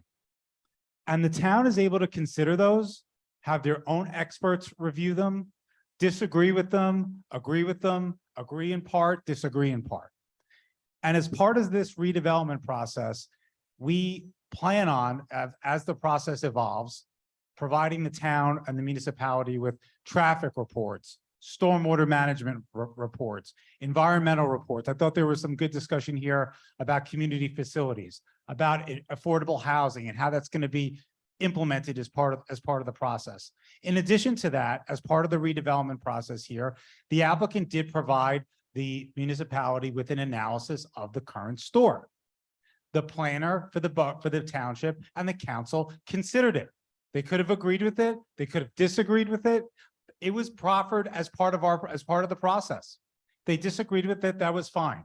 It's hard to also talk about this a little bit too without the town's planner here, because they're the ones that ultimately gave the full report to the planning board. Remember too, the planning board also deals with and does the public hearing on the redevelopment designation. So I just want to make it clear that it was never hidden that Crossroads owns the property here. That is public record that Crossroads owns the property here. That has never been hidden from anyone. And again, if there's disagreements on density, there's disagreements on height, traffic and other things, that's fine. And that's what we're here to talk about. But I just wanted to address some of the comments that were made earlier today.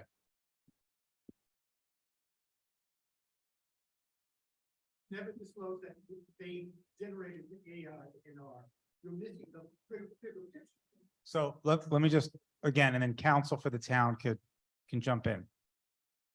The redevelopment designation, the ultimate decision as to whether or not it gets deemed what you call an area in need of redevelopment, what the statute calls as a redevelopment area, is ultimately up to the planning board to make a recommendation and ultimately up for the township council to decide. It is up for the municipality to do that. And it is also based on the expert testimony of the municipality's own professionals that were provided at those meetings.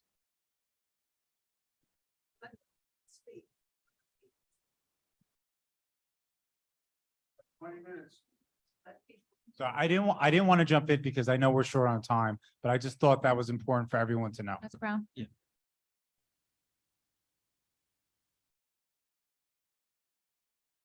Hello, my name is Juanita Brown. I've been in Teaneck for 23 years.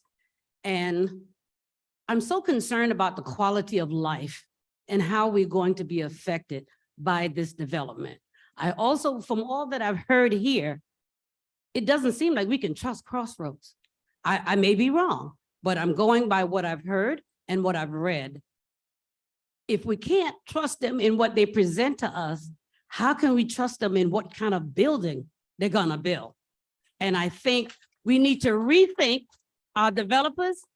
Also, if I wanted to see a bunch of high rises, I would have stayed across the bridge too.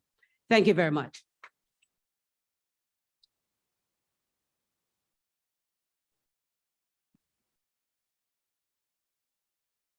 David McNeely, I live on Standish Road, and I don't have a big statement to make. I've been listening interestingly to everything that's going on. I was surprised to hear the comment that the traffic analysis and all of that will come after sort of the development is sort of getting going. Do you ever get on Route 4 from Bell Avenue early in the morning during the commute?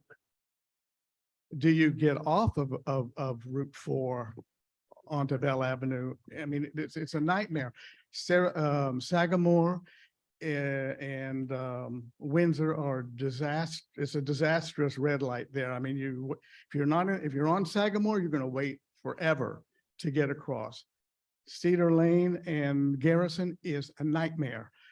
And American Legion is not a whole lot better, a little bit better because you can turn right there. But I think that this is not thought through well at all.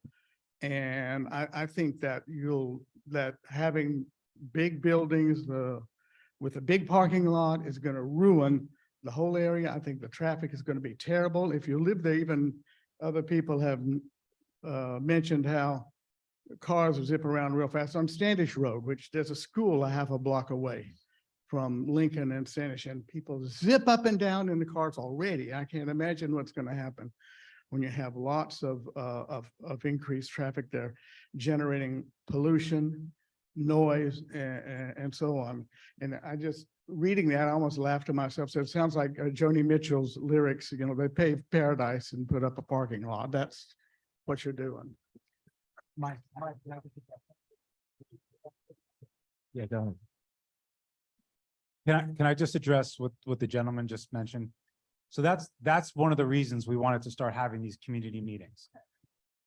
The issues such as traffic, other things that were brought up tonight, the town council people are here listening. The town attorneys are here listening.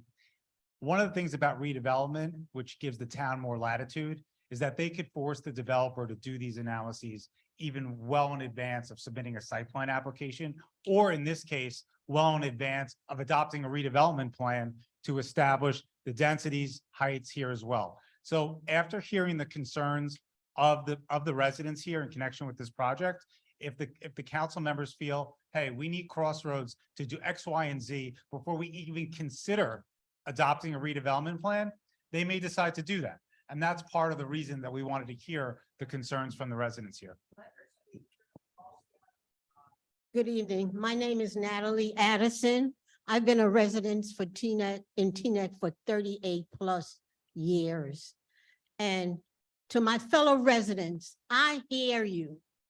And I'm hoping that our current and former council that are sitting, our council are sitting here, hear us, because the residents are concerned about their town and we are speaking up.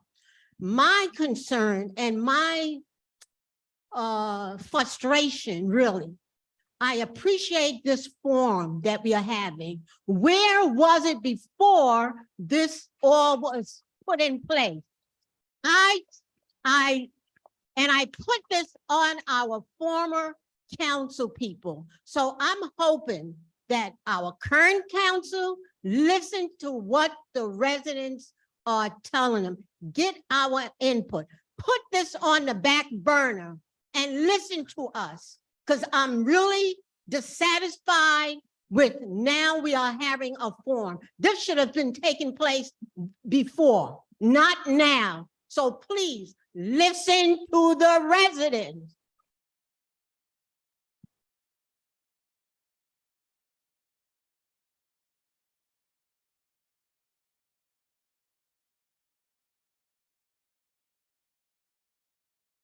My name is Margaret Baker, and I am a Teaneck resident, and I am a victim of redevelopment. I live on Decatur, and right across the street from me is this redevelopment project. 6 stories, 255 apartments,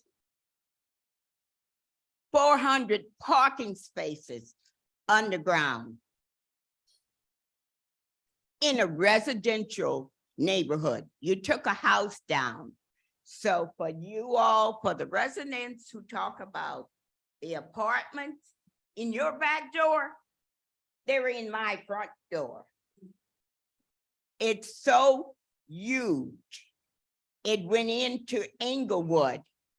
It's in the front doors of those residents. You think I've heard something from the town? I waited. I got a letter to go to a meeting for the presentation, which I did. Heard it, showed, and said that I disagreed. We didn't get anything. A while later, we get a letter from the manager apologizing for not communicating. This project was put up. They didn't speak to the residents that were directly involved. So when I open my front door, I don't look straight anymore. I look up. So believe me, it's no fun. I'm in it full-fledged. And every morning, they keep going up. And to say that it's on a street that's a on and off ramp of Route 4. Okay? Traffic. But you're going to put the underground parking. When they come out of the parking, they're on Decatur. It's a nightmare. And it's not like you're putting up a camp, a tent. You're going to take it down Sunday morning. I have to live with this. And it's not right to put up something that big in a residential neighborhood. Not at all. So for those of you, the residents, I wish you luck. I'm taking from somebody who's living it now, it's a nightmare. It's a nightmare. I have no view whatsoever, except a councilman told me if I didn't look like looking at the building in the front of me, I should turn my head and look at Route 4. You really cared, didn't you? You really cared. So when you get told that, that tells you how much they think of you as a human being that want to enjoy fresh air, sunlight. That's gone from us. And we were always known as the forgotten block in Teaneck. We don't have one sign, directional sign for west, for east, Deer Crossing, nothing. And I've been in touch with the state. So my concern is you knew this from the beginning, the traffic. I've been asking for a crosswalk 20 years on that one block of Teaneck, and there's nothing there. So I would say to you, good luck. It's in your back door, it's in my front door. So it's nothing to be proud of. I moved here from Germany in '85. I love Teaneck. Nice, quiet residential area. That building is gonna take Teaneck from suburban Teaneck to urban Teaneck. And the name of the developers, Teaneck Urban Development, right? So there you are. So take it from someone who's going through it. It's no fun. Thank you. Thank you.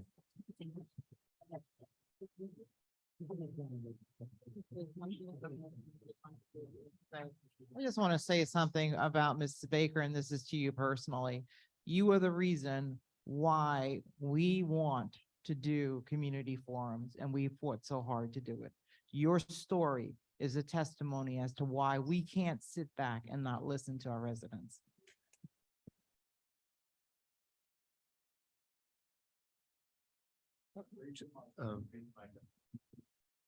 Doug Powers, Teaneck, everyone here, and everyone here, in order to understand what AINRs are allowed to do to someone, needs to drive down Decatur and live and stand on the steps of Mrs. Baker's front yard and see that unbelievable view she used to have of the Palisades behind that single family home has absolutely disappeared. I go there every several weeks to realize just how bad it's becoming. It is inexcusable. And that former council, which ignored her in the process, needs to be replaced by the people that we elected to bring into this town a new way of thinking about what the redevelopment process should be. For 15 years, Mr. Schwartz was a part of the creation of the master plan. For 15 years, there was a very good set of instructions about what would have transformed Cedar Lane. This township ignored that for 15 years and was getting ready to put this mess that we now see on both sides, the sandwich Cedar Lane, but almost certainly to destroy it with the plan that you're talking about. Mr. Ash, it is not the case that the public had any idea that in the third count of the Stop and Shop complaint there was the accusation about Mr. Voloshin's conflict of interest. I had to work for months to get hold of that complaint. It is not, it may be a public document. It is not a document that anybody outside the council of this town would have had access to, because we had a lawyer who spent his time making sure the public did not know. It is essential. It is essential that the documents that went on, I actually listened in to a number of the case conferences that went on for a year and a half around that Stop and Shop settlement process. I could not believe what was going on. And I also never knew what was there until a document was walked in the middle of a council meeting without any access to the public whatsoever. And the council passed that settlement document. And you are suggesting that the future of this town be allowed to go on and be taken away by a process that this council, even if it has to get sued by Mr. Voloshin and his boss, even if that has to happen, I don't think that any lawyer and any judge in this town, in this Superior Court is going to find that the process by which we were misled is the process by which we have to be governed in the future. We're counting on our council to instruct its attorneys to save us from this. Thank you very much.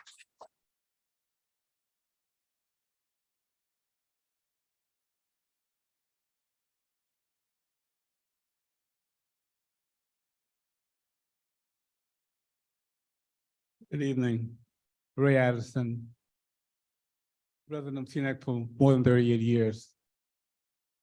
Build it and they will come, as they say. In this case, building it may run them away. We realize that the entities have a financial stake in having this project done. I think it's more of the process, the transparency that was avoided. If you allow people to have an input before we get here, then you would probably have a more better reaction. The prior town council may have not been transparent. Now we have to, this council now have to undo what was done. We also have a tendency to say that put up a high-rise building, it brings in rateables. So they cover it up with your taxes the building will help your taxes. What a farce. Why don't you improve Cedar Lane? Why don't you improve Teaneck Road, the gateway to Teaneck? This will bring in rateables, not just putting up buildings because you bring more people in, as someone eloquently said, doesn't mean that they're going to shop either on Cedar Lane or on Teaneck Road. But if you bring in buildings that improve the area, in the commercial area, people will then shop. How could you be so naive to think that you can take away parking lots to put a high-rise building for parking when you don't have a place to really go to shop on Cedar Lane or Teaneck Road? People ride by stores because there are no parking. Why? Because every empty space we come up with, you try to put a high-rise building. Teaneck is a town that everyone in this room is very passionate about, as you can see tonight. And they're not going to roll over and just allow people to come in and make it an urban city. I realize that you all are trying to, make your dollar, make your money, but we live here. You put up the building, you bring in people, and then they either stay or they go. But we have an invested property. We invested in this town called Teaneck. It's called a township, not an urban ship. Thank you.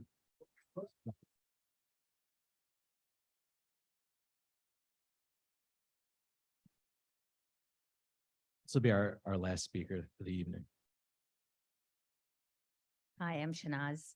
I live on Chestnut Avenue, which is parallel to American Legion Drive. It's actually. Can you hear me now? Yeah. Okay, sorry. Shanaz, I live on Chestnut Avenue, parallel to American Legion, right next to American Legion. My father moved from Bronx to Teaneck in 1973, 50 years ago. So I have a lot of memories in that area. Actually, the parking lot is where I learned to ride my bike. And my kids learned to ride their bike in that parking lot. So it's actually it's a part of town that I'm really familiar with and have a lot of memories. On Cedar Lane used to be a very hustling, bustling shopping area where we had a lot of businesses growing and doing well. What has happened recently is really troubling in terms of developing Cedar Lane. I don't even know if anyone's focused on Cedar Lane. It was extremely sad to see Bischoff's close. We have come to a point where some of the hallmarks of businesses that we know, we grew up with, and generations have known are closing because we forgot to focus on the business district that really needs the focus in terms of development. Now, I've been on Zoom listening because I have other things, but I've heard people attacking Crossroads and attacking Mr. Olson. I think that's unfair. I think companies who choose to operate as they wish, if they wish to be unethical and transparent, that is their choice. But government needs to be fair and transparent. And that's what we're here for. We want Teaneck to have a fair and transparent government. And we elected this election to make that statement. So what does that mean? Fair means there is a whole request for proposal process that allows for companies to bid on what we want. Transparent means the government allows for community input. Now, the parking lot is in my backyard. I did not receive a single notice of what was going to happen. That's not transparency. So companies, Crossroads, yes, agreed, they were unethical. Mr. Wilson, not transparent, agree with all of that. But our government can't be that. We need to be fair and transparent. In terms of, are we pro-development or we not? We're not against development.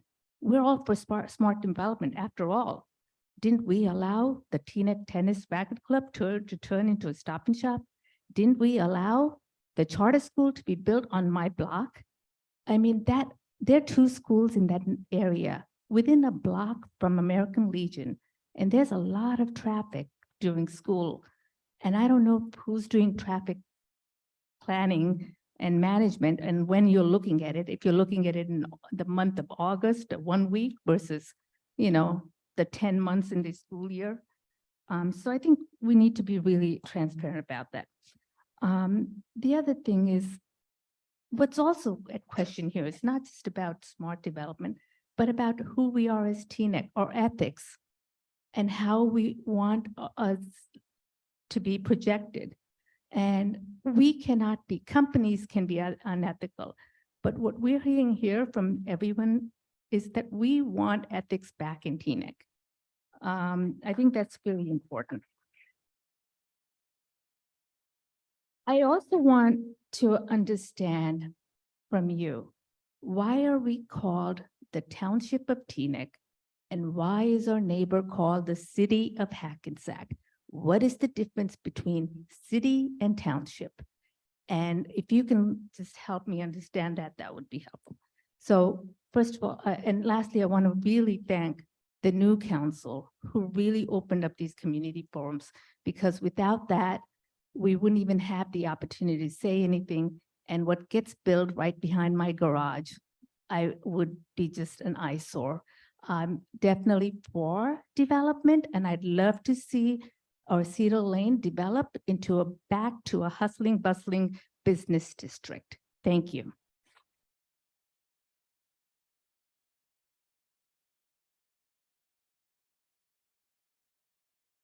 Thank you, everyone. Thank you for the comments and the feedback. There was a lot to take in. There are people here that are essential to this process, including our planner who couldn't be here this evening. This has been recorded. He will review that. And like I said, this is the first step of a multi-step process. This will be continued, and we'll find a way to answer some questions that weren't answered tonight, provide different opportunities for more feedback and for more input by people who could not attend either in person or on the Zoom, and this will be continued. Any other comments from? Yeah, actually, I want to jump in for a second. So I should have introduced myself at the beginning. I'm Scott Salmon. I'm the township attorney. There are two things I just want to quickly address for specific questions. One question that we got early on was about affordable housing and how many units are going to be would be created by this project.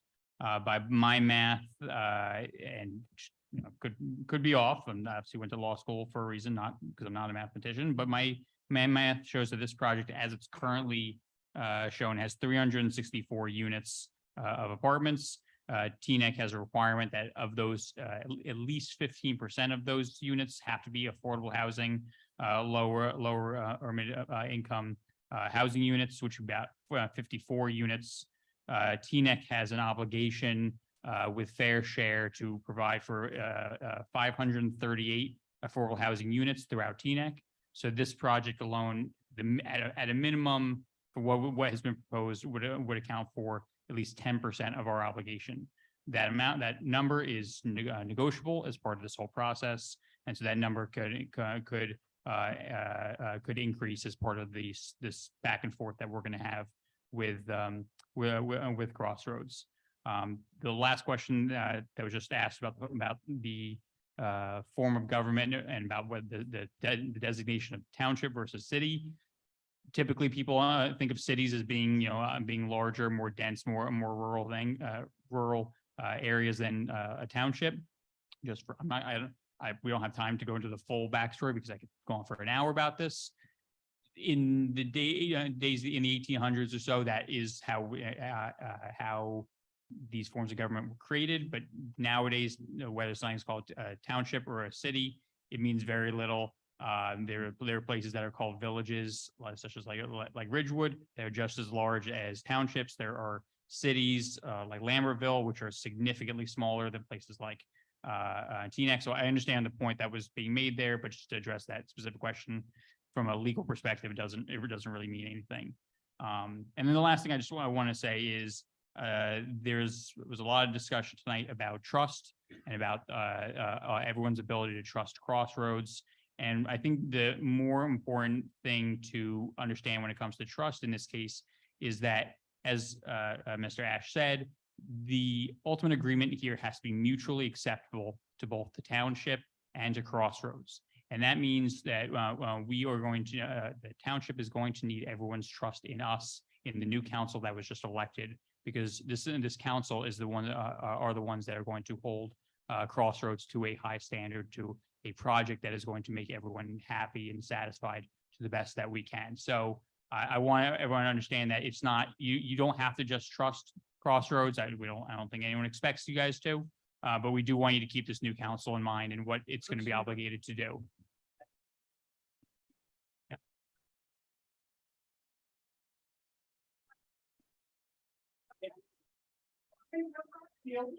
All